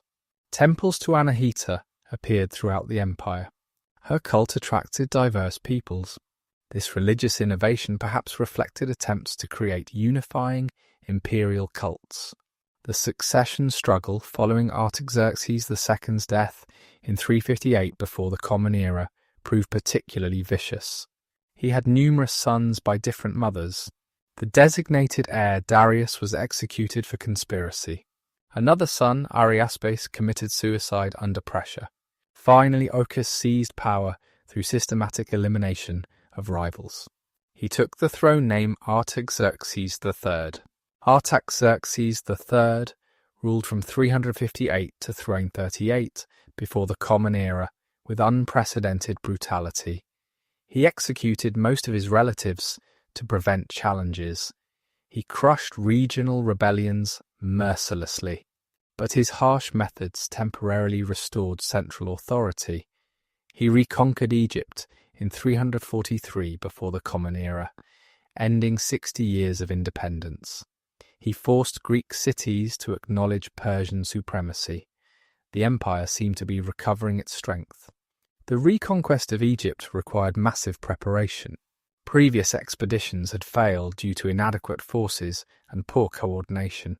Artaxerxes assembled armies from across the empire. Greek mercenaries provided professional infantry. Asian cavalry and Arabian camel troops offered mobility. The Persian fleet prevented Egyptian naval interference. This combined arms approach overwhelmed Egyptian defences. The restoration of Persian rule in Egypt was harsh. Native dynasties were eliminated. Temples were plundered to recover decades of lost tribute. Persian garrisons occupied major cities. Local administration was restructured to prevent future rebellions. While these measures secured control, they bred deep resentment. Egypt would welcome Alexander as a liberator merely a decade later. In the Far East, the satrapies of Bactria and Sogdiana maintained quasi-independence. These regions, controlling Silk Road trade, generated enormous wealth. Their distance from the centre made direct control difficult. Local Iranian nobles governed according to ancient customs. They acknowledged Persian supremacy but acted autonomously. This arrangement worked while the empire remained strong. Weakness at the centre would encourage complete independence. India, the empire's easternmost province, had evolved into multiple principalities. The satrap of India controlled the Indus Valley directly, but numerous local rajas governed surrounding regions. They paid tribute but maintained armies and conducted diplomacy. Persian influence in India was more economic and cultural than political. Indian goods flowed west while Persian administrative practices influenced Indian kingdoms. The western satrapies faced different challenges. Anatolia's Greek cities remained restive despite Persian dominance. They maintained connections with mainland Greece. Every generation saw attempted revolts. The satraps spent enormous resources monitoring and controlling these cities. The situation resembled occupation more than integration. Only Persian military superiority maintained control. Economic strains mounted during the later Achaemenid period. Constant military campaigns drained treasuries. Court luxury consumed vast resources. Provincial rebellions disrupted tax collection. The quality of coinage declined, as silver content was reduced. Inflation appeared in some regions. The economic foundations of imperial power were eroding. Trade patterns shifted as the empire weakened. Local regions became more economically self-sufficient. Long-distance trade declined except for luxury goods. Pirates and bandits made routes unsafe. The great commercial networks that had enriched the early empire fragmented. Economic localization reinforced political regionalism. Social changes accompanied political and economic shifts. The Persian nobility became increasingly isolated from provincial populations. They adopted elaborate customs that emphasized their distinctiveness. Military service, once a noble obligation, was increasingly left to mercenaries. The martial virtues that had created the empire atrophied among its ruling class. Provincial populations developed stronger regional identities. Egyptians, Babylonians, and Greeks under Persian rule emphasized their distinct traditions. Local languages reasserted themselves against imperial Aramaic. Regional artistic styles diverged from Persian models. The cultural unity that had characterized the High Empire was fragmenting. The assassination of Artaxerxes III in 338 before the Common Era by the eunuch Bagoas initiated the empire's final crisis. Bagoas the power behind the throne, installed Artaxerxes IV. When this puppet proved insufficiently compliant, Bagoas poisoned him too. Finally, he elevated a distant Achaemenid relative, Codomanus, who took the throne named Darius III. Darius III faced an impossible situation. The empire had been weakened by decades of internal strife. Provincial loyalty was minimal. The military relied heavily on mercenaries of questionable reliability. The treasury was depleted. Court intrigue continued with Bagoas's influence. Darius managed to poison Bagoas before the eunuch could eliminate him too. But greater threats loomed. In Macedonia, Philip II had unified Greece under his hegemony. He had created a revolutionary military system combining the traditional phalanx with cavalry and light troops. He planned to invade Asia, claiming to avenge Xerxes' invasion of Greece. His assassination in 336 before the Common Era seemed to end this threat. But his son Alexander, just 20 years old, would prove far more dangerous. The Persian response to Macedonian threats was initially dismissive. Greeks had threatened Asia before, without lasting success. A young king facing domestic challenges seemed unlikely to mount serious invasion. Persian gold flowed to Greek cities, encouraging rebellion against Macedon. Memnon of Rhodes, a Greek mercenary in Persian service, advocated defensive strategy. Let Alexander exhaust himself in Anatolia, while Persian gold destroyed his base in Greece. But Darius chose direct confrontation. Perhaps he hoped quick victory would solidify his shaky throne. Perhaps court pressure demanded aggressive response. Perhaps he underestimated Alexander's genius. Whatever the reasoning, this decision would prove fatal to the Achaemenid Empire. Alexander and the Fall. The collision between Alexander of Macedon and the Persian Empire would transform the ancient world. In just 4 years, from 334 to 330 before the Common Era, a force of fewer than 50,000 Macedonians and Greeks would conquer territories that had taken the Persians 2 centuries to accumulate. This stunning reversal resulted from Alexander's military genius, Persian structural weaknesses, and crucial moments when fortune favoured the bold. Alexander crossed the Hellespont in spring of 334 before the Common Era with approximately 35,000 infantry and 5,000 cavalry. His force was small compared to Persian resources, but revolutionary in its organisation. The Macedonian phalanx, armed with long sarissa spears, provided an impenetrable infantry corps.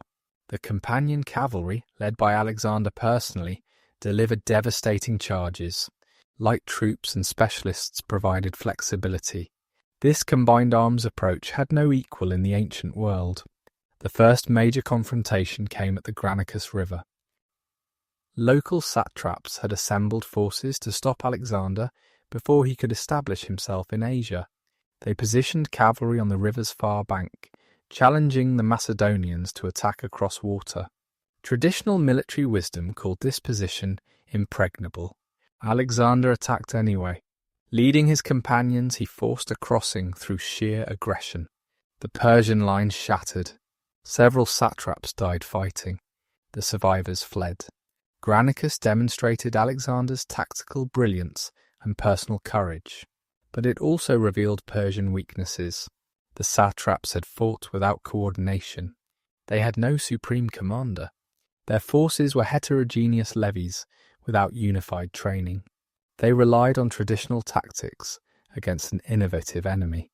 These problems would persist throughout the war. After Granicus, most of Anatolia submitted to Alexander without resistance. Greek cities welcomed him as liberator. Native populations saw little difference between Persian and Macedonian rule. Only a few cities, notably Halicarnassus and Tyre, required sieges. Alexander showed mercy to those who surrendered, but ruthlessness to resistors. This policy encouraged quick submission. Memnon of Rhodes, commanding Persian naval forces, advocated a Fabian strategy. Avoid direct confrontation. Use naval superiority to attack Alexander's communications. Encourage revolt in Greece. Force Alexander to fight on multiple fronts. This strategy might have worked, but Memnon died of illness in 333 before the Common Era. With him died the most realistic Persian plan for victory. Darius finally took personal command of resistance. He assembled a vast army at Babylon, perhaps 100,000 strong. But instead of waiting in favourable terrain, he advanced into Syria. The armies met at Issus in November 333 before the Common Era. The battlefield's narrow confines neutralised Persian numerical superiority. Alexander's tactical genius again prevailed. The Macedonian phalanx fixed the Persian centre, while Alexander led cavalry against Darius's position. The moment when Darius fled from Issus became legendary. Seeing Alexander's cavalry approaching, the great king abandoned his army. His flight caused general panic. The Persian force disintegrated. Darius's family, travelling with the army, fell into Alexander's hands. The psychological impact was enormous. The King of Kings had run from a boy who claimed to be Zeus's son. Alexander's treatment of Darius's captured family demonstrated political sophistication. He treated the queen mother, wife, and children with utmost respect. He maintained them in royal state. He called the queen mother mother and honoured her as Persian royalty. This chivalrous behaviour impressed Persian nobles. Here was a conqueror who understood proper conduct. Instead of pursuing Darius immediately, Alexander turned south to secure the Mediterranean coast. This strategic decision eliminated Persian naval bases. The siege of Tyre, lasting 7 months, showed Alexander's determination. He built a causeway to the island city. He employed the latest siege technology. When Tyre finally fell, he crucified thousands in revenge for their resistance. The message was clear. Submission brought mercy, resistance brought annihilation. Egypt welcomed Alexander as liberator in 332 before the Common Era. The Persians had recently reconquered the province brutally. Egyptians hated their Persian governors. Alexander presented himself as restoring legitimate pharaonic rule. He participated in religious ceremonies. He consulted the oracle of Ammon at Siwa. The oracle allegedly confirmed his divine parentage. Whether Alexander believed this or used it politically remains debated. The foundation of Alexandria demonstrated Alexander's vision beyond mere conquest. This city would become the ancient world's greatest metropolis. Its location controlled Egyptian trade. Its design incorporated the best Greek and Egyptian traditions. Its library would preserve human knowledge for centuries. Alexander understood that lasting empire required cultural creation, not just military domination. Darius made one attempt at negotiation. He offered Alexander everything west of the Euphrates, enormous tribute and marriage to his daughter. Parmenion, Alexander's senior general, allegedly said he would accept if he were Alexander. Alexander replied that he would too if he were Parmenion. He demanded complete submission or nothing. The war would continue to its conclusion. The final confrontation came at Gaugamela on October 1st, 331 before the Common Era. Darius had chosen the battlefield carefully. The plain near Arbela allowed full deployment of his superior numbers. He had levelled the ground for his scythed chariots. His army included every remaining imperial resource: Indian elephants, Bactrian cavalry, Greek mercenaries, and the reformed immortals all stood ready. Alexander faced perhaps 200,000 enemies, with fewer than 50,000 troops. But he had studied the battlefield. He knew Persian tactics. Most importantly, he understood psychological warfare. His oblique approach confused Persian deployments. His feigned retreat drew Persian forces out of position. Then, at the crucial moment, he led his companions directly at Darius. Again, Darius fled when Alexander approached. His flight decided the battle despite many Persians fighting bravely. The Macedonian victory was complete but costly. Alexander's forces suffered significant casualties, but the Persian Empire's military power was broken. No significant force remained to defend the heartland. The capture of Babylon, Susa, and Persepolis met minimal resistance. Alexander entered each city as king, not conqueror. He maintained Persian administrative structures. He appointed both Macedonian and Persian officials. He adopted Persian court ceremonies. This policy of fusion alarmed some Macedonians but reassured Persian nobles. The empire would continue, just under new management. The burning of Persepolis remains controversial. The ancient sources provide conflicting accounts. Was it drunken accident during a party? Deliberate revenge for Xerxes burning Athens? Political calculation to show the war's end? Whatever the cause, the palace complex burned. The symbolic heart of Persian power was destroyed. Yet Alexander immediately regretted the action, understanding its political damage. Darius fled eastward, hoping to raise new armies in the eastern satrapies, but his authority had evaporated. The satrap Bessus, claiming royal descent, arrested Darius. When Alexander's pursuit grew close, Bessus murdered Darius and declared himself Artaxerxes V. He retreated to Bactria, hoping to organize resistance. Alexander's reaction to finding Darius's body showed political genius.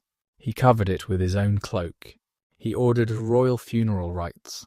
He proclaimed himself Darius's legitimate successor and avenger. He would pursue Bessus not as foreign conqueror but as rightful king, punishing a regicide. This transformation from invader to heir legitimized his rule for many Persians. The pursuit of Bessus took Alexander through the empire's eastern regions. These campaigns, lasting from 330 to 327 before the Common Era, proved more difficult than conquering the Western Empire. The terrain was harsh. The population was warlike. Local nobles resisted foreign domination. Alexander faced guerrilla warfare rather than set battles. Bactria and Sogdiana required 2 years to pacify. Alexander founded numerous cities, populating them with Greek veterans and local peoples.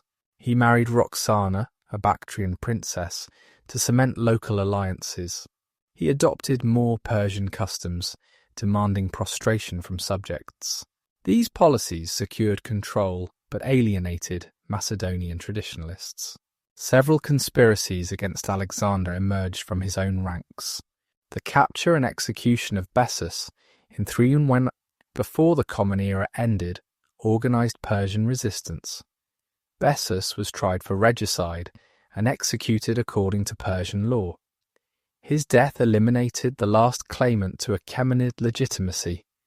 Alexander now ruled unchallenged from the Aegean to Central Asia.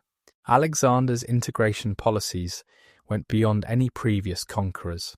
He ordered mass marriages between Macedonian soldiers and Persian women. He incorporated Persian nobles into his administration. He adopted Persian dress and court rituals. He recruited Persian soldiers into Macedonian units. This fusion aimed to create a new Greco-Persian civilization. The Macedonian Old Guard resisted these changes. They had conquered Persia to dominate it, not merge with it. The execution of Philotas and assassination of Parmenion, Alexander's senior generals, reflected growing tensions. The murder of Clytus, Alexander's friend, who had saved his life at Granicus, showed Alexander's increasing instability. Power and Persian customs were changing the young conqueror. Alexander's death in Babylon in 323 before the Common Era ended the grand experiment. Whether from poison, disease, or exhaustion remains unknown. He left no clear heir. His empire immediately fragmented among his generals. The Seleucids would control most former Persian territories, but they ruled as Hellenistic kings, not Persian successors. Persian culture and society. The Persian Empire's enduring legacy extended far beyond military conquest and political administration. The civilization that flourished under Achaemenid rule created distinctive approaches to art, architecture, social organisation, and daily life that influenced cultures from India to Greece. Understanding Persian society requires looking beyond royal chronicles to examine how ordinary people lived, worked, and understood their world. Social hierarchy in the Persian Empire was complex but not rigid. At the apex stood the King of Kings, considered Ahura Mazda's representative on earth.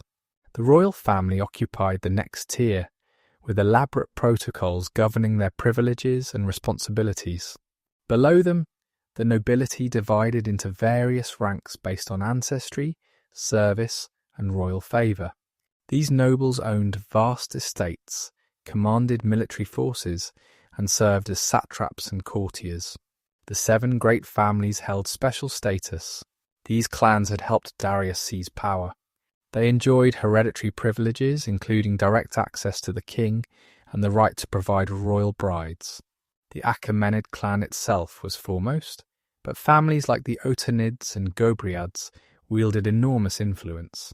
Their rivalries and alliances shaped imperial politics for generations. Below the high nobility, a broader aristocratic class managed local affairs. These were the provincial nobles who governed districts, led regional military forces, and collected taxes. They maintained their own courts, mimicking royal ceremonies on a smaller scale. Their children received education in Persian traditions, while often learning skills from Greek tutors or Babylonian scribes. The warrior class, distinct from nobility, formed the empire's military backbone. These were free men who owned land and owed military service. They trained from childhood in riding, archery, and combat. During campaigns, they formed cavalry units that were the pride of Persian armies. In peacetime, they managed estates and participated in local governance. Their status depended on maintaining martial prowess. Priests occupied a unique position outside the normal hierarchy. Zoroastrian magi maintained fire temples and performed rituals. But priests of other religions also received official recognition. Egyptian priests controlled vast temple estates. Babylonian astronomers advised on calendars and omens. Jewish priests received imperial support for rebuilding their temple. This religious diversity required careful management to prevent conflicts. Craftsmen and merchants formed the urban middle class. They organized into guilds that regulated training, quality, and prices. A master craftsman might own workshops, employing dozens of apprentices and journeymen. Successful merchants could accumulate wealth rivaling minor nobles. The Persian Empire's ethnic diversity created a cosmopolitan society. Persians and Medes dominated government and military positions, but Babylonians provided administrative expertise. Greeks served as mercenaries, artists, and physicians. Jews worked as merchants and scribes. Egyptians contributed agricultural and architectural knowledge. This mixing of peoples fostered cultural exchange and innovation. Women's status in Persian society varied by class, but generally exceeded contemporary civilizations. Noble women owned property, conducted business, and influenced politics. The Queen Mother held formal court position with independent authority. Royal women commanded their own military forces during succession crises. Even common women could own property, initiate divorce, and serve as witnesses in legal proceedings. The institution of the harem has been much misunderstood. While kings maintained multiple wives and concubines, these arrangements served political more than personal purposes. Marriages cemented alliances with noble families and conquered dynasties. The harem was a complex institution, with its own hierarchy and administration. The Queen Mother often wielded more power than the Queen herself. Children's education varied dramatically by social class. Noble children, both boys and girls, received comprehensive training. Boys learned riding, archery, and combat from age 5. They studied Persian traditions, court etiquette, and often multiple languages. Girls learned household management and complex tasks for noble estates. They also received cultural education in music, dance, and literature. Common children received practical education suited to their station. Farm children learned agricultural techniques and animal husbandry. Urban children might apprentice to craftsmen or merchants. Literacy remained rare outside the upper classes and professional scribes, but oral traditions preserved law, custom, and history across generations. Persian architecture reflected imperial ambitions and cultural synthesis. The great palaces at Persepolis and Susa combined elements from across the empire. Egyptian-inspired columns supported Mesopotamian-style roofs, decorated with Greek ornamental details. This architectural fusion created a distinctive Persian style that proclaimed the empire's universal character. The Apadana, or audience hall, represented Persian architecture's pinnacle. These vast spaces could accommodate thousands for royal ceremonies. Forests of columns created interior vistas, suggesting infinite space. Relief sculptures depicted the empire's peoples bringing tribute, each in distinctive dress. The architecture itself became propaganda, impressing visitors with imperial power and diversity. Persian gardens, the famous paradises, influenced landscape design worldwide. These enclosed spaces combined aesthetic beauty with practical function. Geometric layouts with water channels created cooling microclimates in arid regions. Fruit trees provided food and shade. Flower beds offered visual and olfactory pleasure. The garden represented earthly paradise, a controlled natural space reflecting divine order. Residential architecture varied enormously by social class and region. Royal and noble residences were miniature palaces with multiple courtyards, reception halls, and private quarters. Urban middle-class homes were typically courtyard houses, with rooms arranged around central open space. Common people lived in simple mud brick structures, often just one or two rooms. Regional variations reflected local climate and building traditions.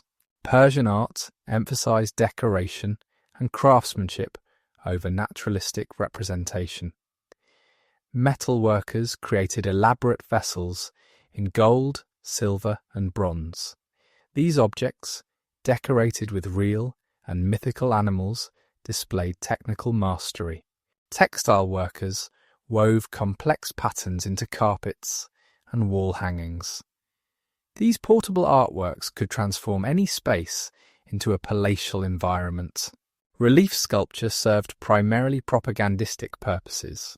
Palace walls depicted the king receiving tribute, hunting lions, or defeating enemies. These images reinforced royal power and divine sanction. The style was formal and hierarchical, with the king shown larger than other figures. Yet within these conventions, artists achieved remarkable detail and expressiveness. Glyptic art, the carving of seals, reached extraordinary refinement. Cylinder seals served as personal identification and artistic expression. Their tiny surfaces depicted complex scenes with remarkable precision. Seal impressions on documents provided legal authentication. The seals themselves became valuable possessions passed through generations. The minor arts flourished under imperial patronage. Furniture makers created elaborate thrones and couches inlaid with precious materials. Jewelers produced intricate ornaments, combining Persian motifs with foreign influences. Weapons became artworks, with decorated hilts and inscribed blades. Even everyday objects received decorative treatment, elevating function to art. Persian cuisine reflected the empire's diversity and trade connections. The royal table featured dishes from every corner of the empire. Indian spices flavoured Mesopotamian grains cooked with Central Asian techniques. Wine from the Caucasus accompanied Egyptian bread and Arabian dates. This culinary fusion created sophisticated flavour combinations that influenced Middle Eastern cuisine permanently. Common people ate simpler fare, but still diverse by ancient standards. Bread formed the dietary staple, made from wheat or barley. Vegetables included onions, garlic, leeks and cucumbers. Fruits were abundant: grapes, pomegranates, apples and melons. Meat was occasional for most, usually sheep or goat. Fish was common near rivers and coasts. Dairy products, especially yogurt and cheese, provided protein. Clothing indicated social status and regional origin. Persian nobles wore elaborate robes with intricate patterns.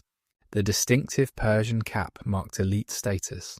Cavalry wore trousers, practical for riding but considered barbaric by Greeks. Women's clothing varied by region, but generally involved layered robes and veils for upper classes. Common people wore simple tunics of wool or linen. The production of textiles was a major industry. Persian carpets and tapestries were prized throughout the ancient world. Silk from China reached Persian workshops, where it was woven into luxury fabrics. Purple dye from Phoenicia coloured royal garments. The textile trade generated enormous wealth and employed thousands in production and distribution. Music and dance played important roles in Persian culture. Court musicians performed at royal ceremonies and banquets. Religious ceremonies incorporated sacred music. Military campaigns included drummers and trumpeters for communication and morale. Dance ranged from formal court performances to ecstatic religious rituals. These performing arts influenced traditions from India to Greece.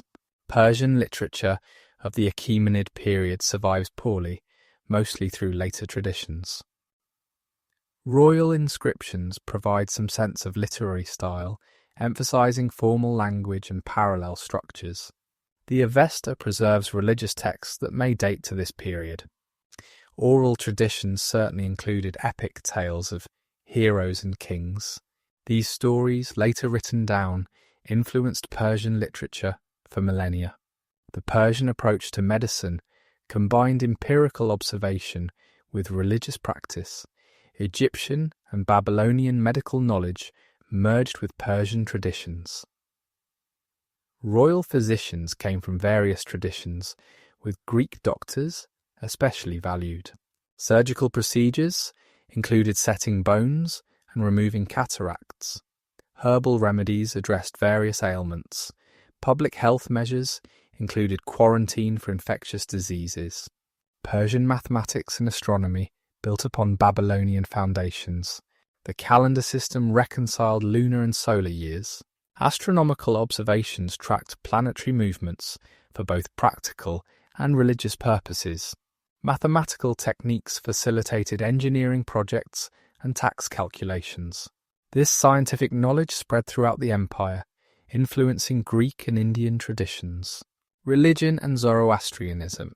The religious landscape of the Persian Empire was remarkably diverse, but Zoroastrianism provided the ideological framework that justified imperial rule and shaped Persian identity. This ancient faith, attributed to the prophet Zoroaster, offered a revolutionary understanding of divinity, morality, and cosmic purpose that influenced Judaism, Christianity, and Islam. Understanding Zoroastrianism and its interaction with other religions reveals how the Persians managed religious diversity while maintaining imperial unity. Zoroaster, also called Zarathustra, lived sometime between 1000 and 600 before the Common Era. The exact dates remain debated. Tradition places him in eastern Iran, possibly Bactria. He was born into a priestly family, but challenged existing religious practices. His revelations transformed ancient Iranian polytheism into something approaching monotheism. Ahura Mazda, the wise lord, became supreme deity, creator of all good things. The core of Zoroaster's teaching was the cosmic struggle between truth and falsehood, light and darkness, good and evil. Ahura Mazda represented truth, order, and creation. Angra Mainyu, the destructive spirit, embodied lies, chaos, and destruction. Humans must choose between these forces. Their choices determined both earthly prosperity and eternal fate. This ethical dualism made individual moral responsibility central to religious life. The Gathas, hymns attributed to Zoroaster himself, express these ideas in poetic language. They describe Ahura Mazda's 6 emanations, the Amesha Spentas, representing good thoughts, truth, power, devotion, wholeness, and immortality. These abstract concepts were sometimes personified as divine beings. They provided a theological framework for understanding divine interaction with the material world. Fire became Zoroastrianism's central symbol. Not worshipped itself, fire represented Ahura Mazda's light and purity. Sacred fires burned continuously in temples. Priests maintained these flames through elaborate rituals. Home altars held smaller fires for family devotions. Fire's purity must not be contaminated by impure materials. This reverence for fire distinguished Zoroastrians from surrounding peoples. Purity laws governed Zoroastrian practice. The elements fire, water, earth, and air must remain uncontaminated. Dead bodies considered impure could not be burned, buried, or thrown in water. Instead, they were exposed on towers of silence where birds consumed the flesh. These practices seemed strange to outsiders, but reflected deep theological commitments about maintaining creation's purity. The priesthood, known as Magi, maintained religious traditions. They memorized sacred texts in ancient languages. They performed rituals ensuring cosmic order. They interpreted omens and dreams. They maintained fire temples and conducted purification ceremonies. The Magi's influence extended beyond religion into education, medicine, and politics. Their support legitimized royal authority. Achaemenid kings consistently invoked Ahura Mazda in inscriptions. Darius's Behistun inscription attributes his victory to divine support. Royal ideology presented the king as Ahura Mazda's chosen representative, maintaining order against chaos. This religious justification for imperial rule paralleled claims in Egypt and Mesopotamia, but with distinctly Zoroastrian theology. Yet the relationship between Achaemenid rulers and Orthodox Zoroastrianism remains debated. Royal inscriptions rarely mention Zoroaster explicitly. Kings participated in various religious traditions. They supported foreign temples and priests. This religious flexibility might indicate incomplete conversion, political pragmatism, or a form of Zoroastrianism different from later orthodoxy. The Azatas, divine being subordinate to Ahura Mazda, possibly represented accommodation with older Iranian deities. Mithra, guardian of contracts, received royal devotion. Anahita, goddess of waters, appeared in later Achaemenid inscriptions. These figures might have been understood as aspects of Ahura Mazda or independent deities within a henotheistic framework. Zoroastrian influence on Judaism during the Persian period was profound. Jewish texts composed after the Babylonian exile show new emphasis on cosmic dualism, angels and demons, and resurrection of the dead. The figure of Satan as God's adversary parallels Angramaynu. Apocalyptic literature describing history's end and final judgment reflects Zoroastrian eschatology. The Persian period saw Judaism transform from a national cult to a universal religion. Persian support for rebuilding the Jerusalem temple and enforcing Jewish law strengthened Jewish identity.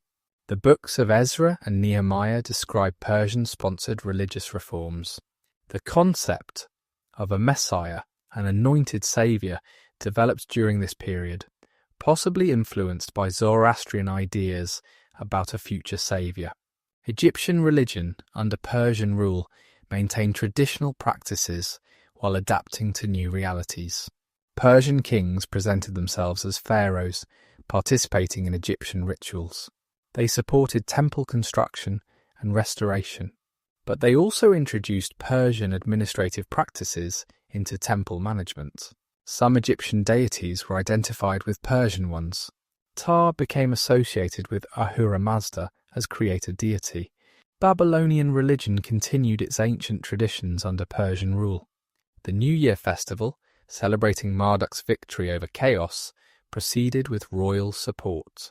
Astronomical observations for religious purposes continued and even expanded. Persian kings participated in Babylonian rituals when present. The Cyrus cylinder presents Cyrus as Marduk's chosen ruler, showing religious accommodation. Greek religious practices in Persian-controlled areas remained largely unchanged. Temples to Greek gods operated freely. Greek festivals continued. Oracle sites maintained their influence. This tolerance contrasted sharply with later attempts to impose religious uniformity. The Persians understood that religious suppression would provoke unnecessary resistance. Mystery religions flourished under Persian rule. The cult of Mithra, originally Iranian, spread westward. Initiation rituals promised secret knowledge and eternal life. These religions appealed to individuals seeking personal salvation beyond traditional civic cults. Their emphasis on personal choice and eternal consequences showed Zoroastrian influence. Religious syncretism, the blending of different traditions, characterized the Persian period. Deities were identified across cultures. Ahura Mazda became Zeus to Greeks, Jupiter to Romans. Anahita merged with various mother goddesses. This syncretism facilitated cultural exchange, but also created theological confusion that later rulers would struggle to resolve. The concept of paradise entered Western thought through Persian religion. The word itself derives from Old Persian paradisa, meaning enclosed garden. Zoroastrian texts describe the afterlife as a garden where the righteous enjoy eternal spring. This image influenced Jewish, Christian, and Islamic visions of heaven. The earthly Persian gardens were attempts to recreate this divine paradise. Eschatology, beliefs about the world's end, developed sophisticated forms in Zoroastrianism. After death, souls crossed the bridge of judgment. The righteous passed to paradise. The wicked fell into hell. At history's end, a saviour would renovate the world. Evil would be destroyed permanently. The righteous would be resurrected to enjoy eternal life. These ideas profoundly influenced Abrahamic religions. The Zoroastrian calendar integrated religious observance with daily life. 12 months of 30 days each were dedicated to divine beings. 5 additional days honoured the souls of the dead. Religious festivals marked seasonal transitions. The New Year celebration at spring equinox renewed cosmic order. These observances bound communities together through shared ritual participation. Dietary laws reflected religious principles. Certain animals were considered good creations of Ahura Mazda, others evil creations of Angra Mainyu. Killing beneficial animals was sinful. Destroying harmful ones was virtuous. These distinctions influenced Persian cuisine and agricultural practices. They also created boundaries between Zoroastrians and others with different dietary customs. The treatment of the dead revealed deep theological commitments. Sky burial on towers of silence prevented contaminating sacred elements. The bones, cleaned by birds and sun, were collected in ossuaries. This practice required specific geographic conditions and architectural structures. It marked Zoroastrian communities as distinct and sometimes provoked disgust from outsiders unfamiliar with its theological rationale. Religious art in the Persian Empire avoided anthropomorphic representations of Ahura Mazda. Instead, symbolic representations predominated. The winged disc, borrowed from earlier Near Eastern traditions, represented divine presence. Fire altars appeared on coins and reliefs.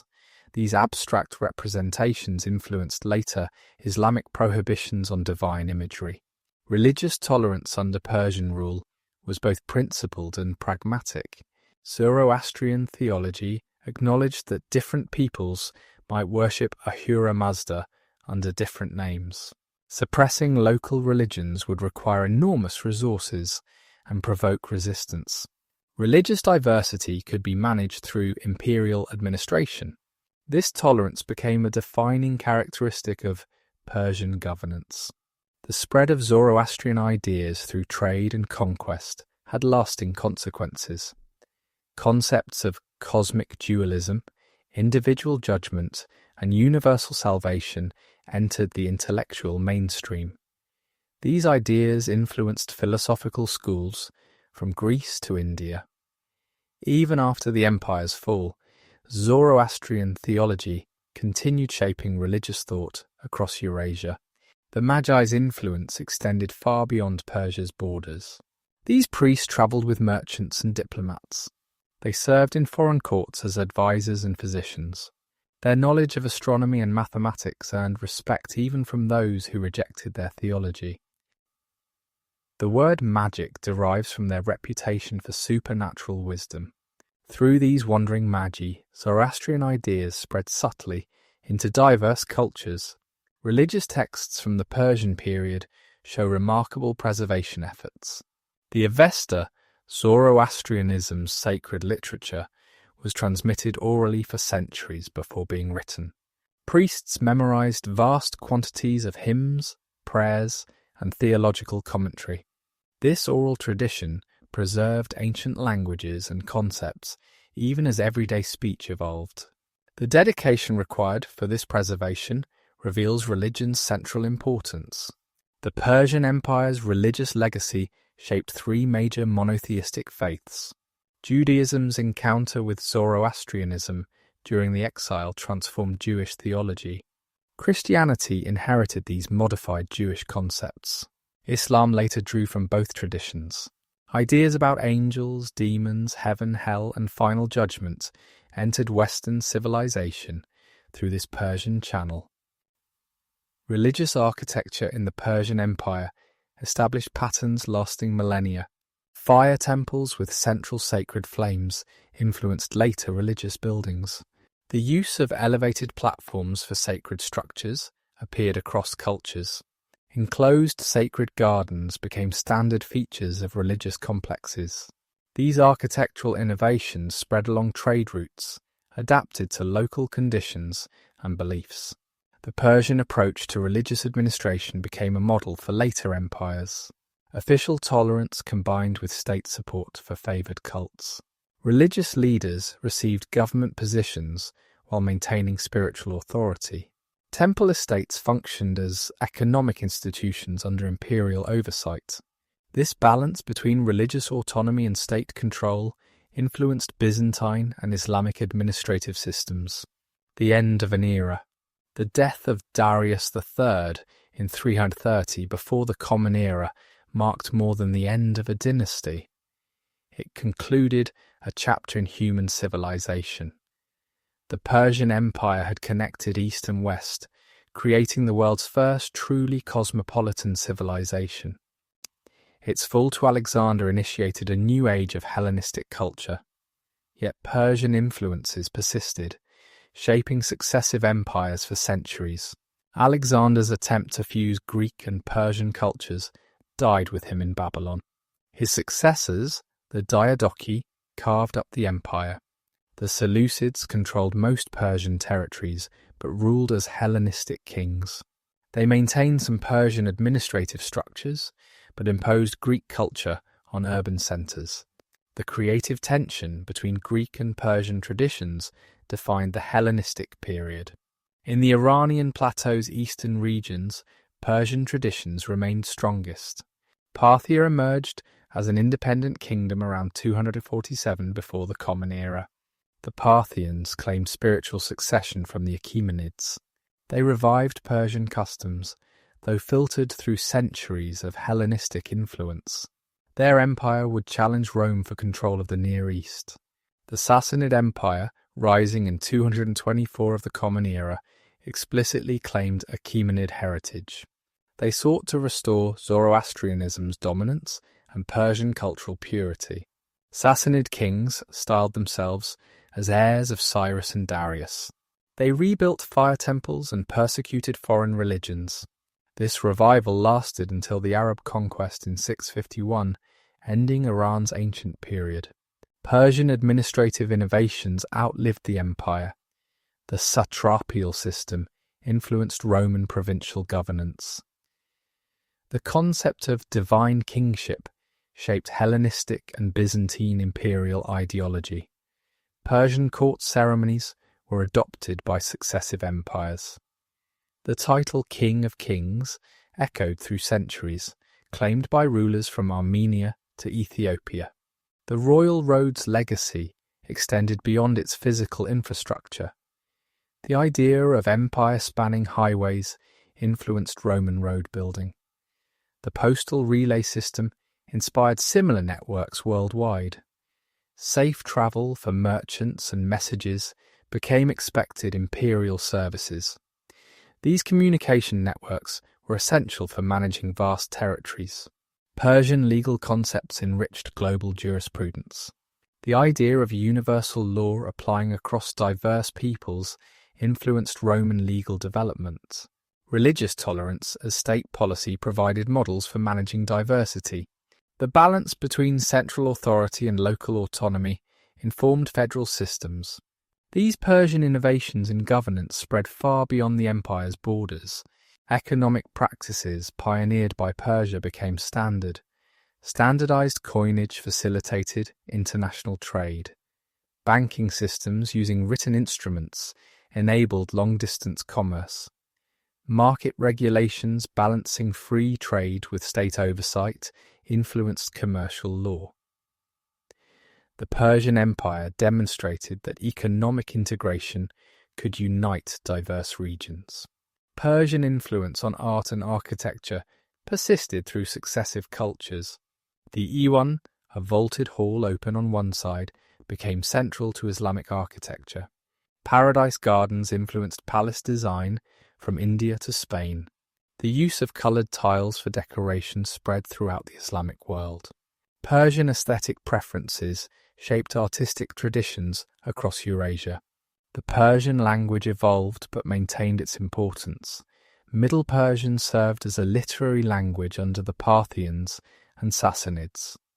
New Persian, written in Arabic script after Islamic conquest, became one of the Islamic world's great cultural languages. Persian poetry, drawing on ancient traditions, influenced literature from Turkey to India. Zoroastrianism, though diminished, survived the empire's fall. Communities fled to India, becoming the Parsis who preserved ancient traditions. Washiahi, in Iran, Zoroastrians maintained their faith despite persecution. Their theological concepts had already influenced major world religions. Modern Zoroastrian communities, though small, continue practicing traditions dating to Cyrus's time. The memory of the Persian Empire inspired later Iranian dynasties.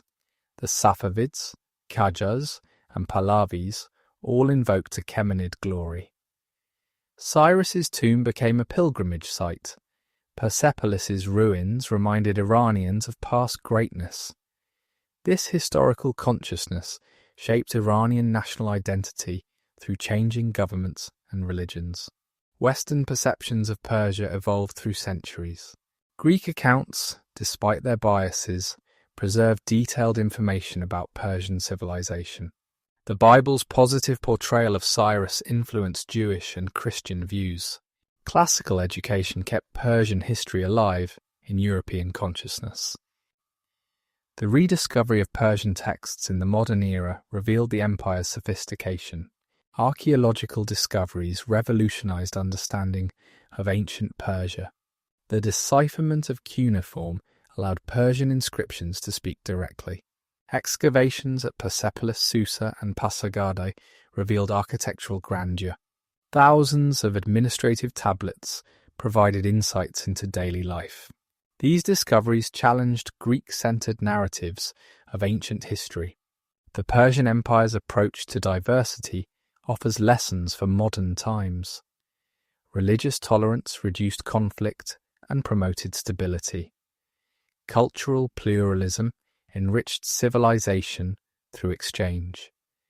Administrative flexibility accommodated local differences within imperial unity.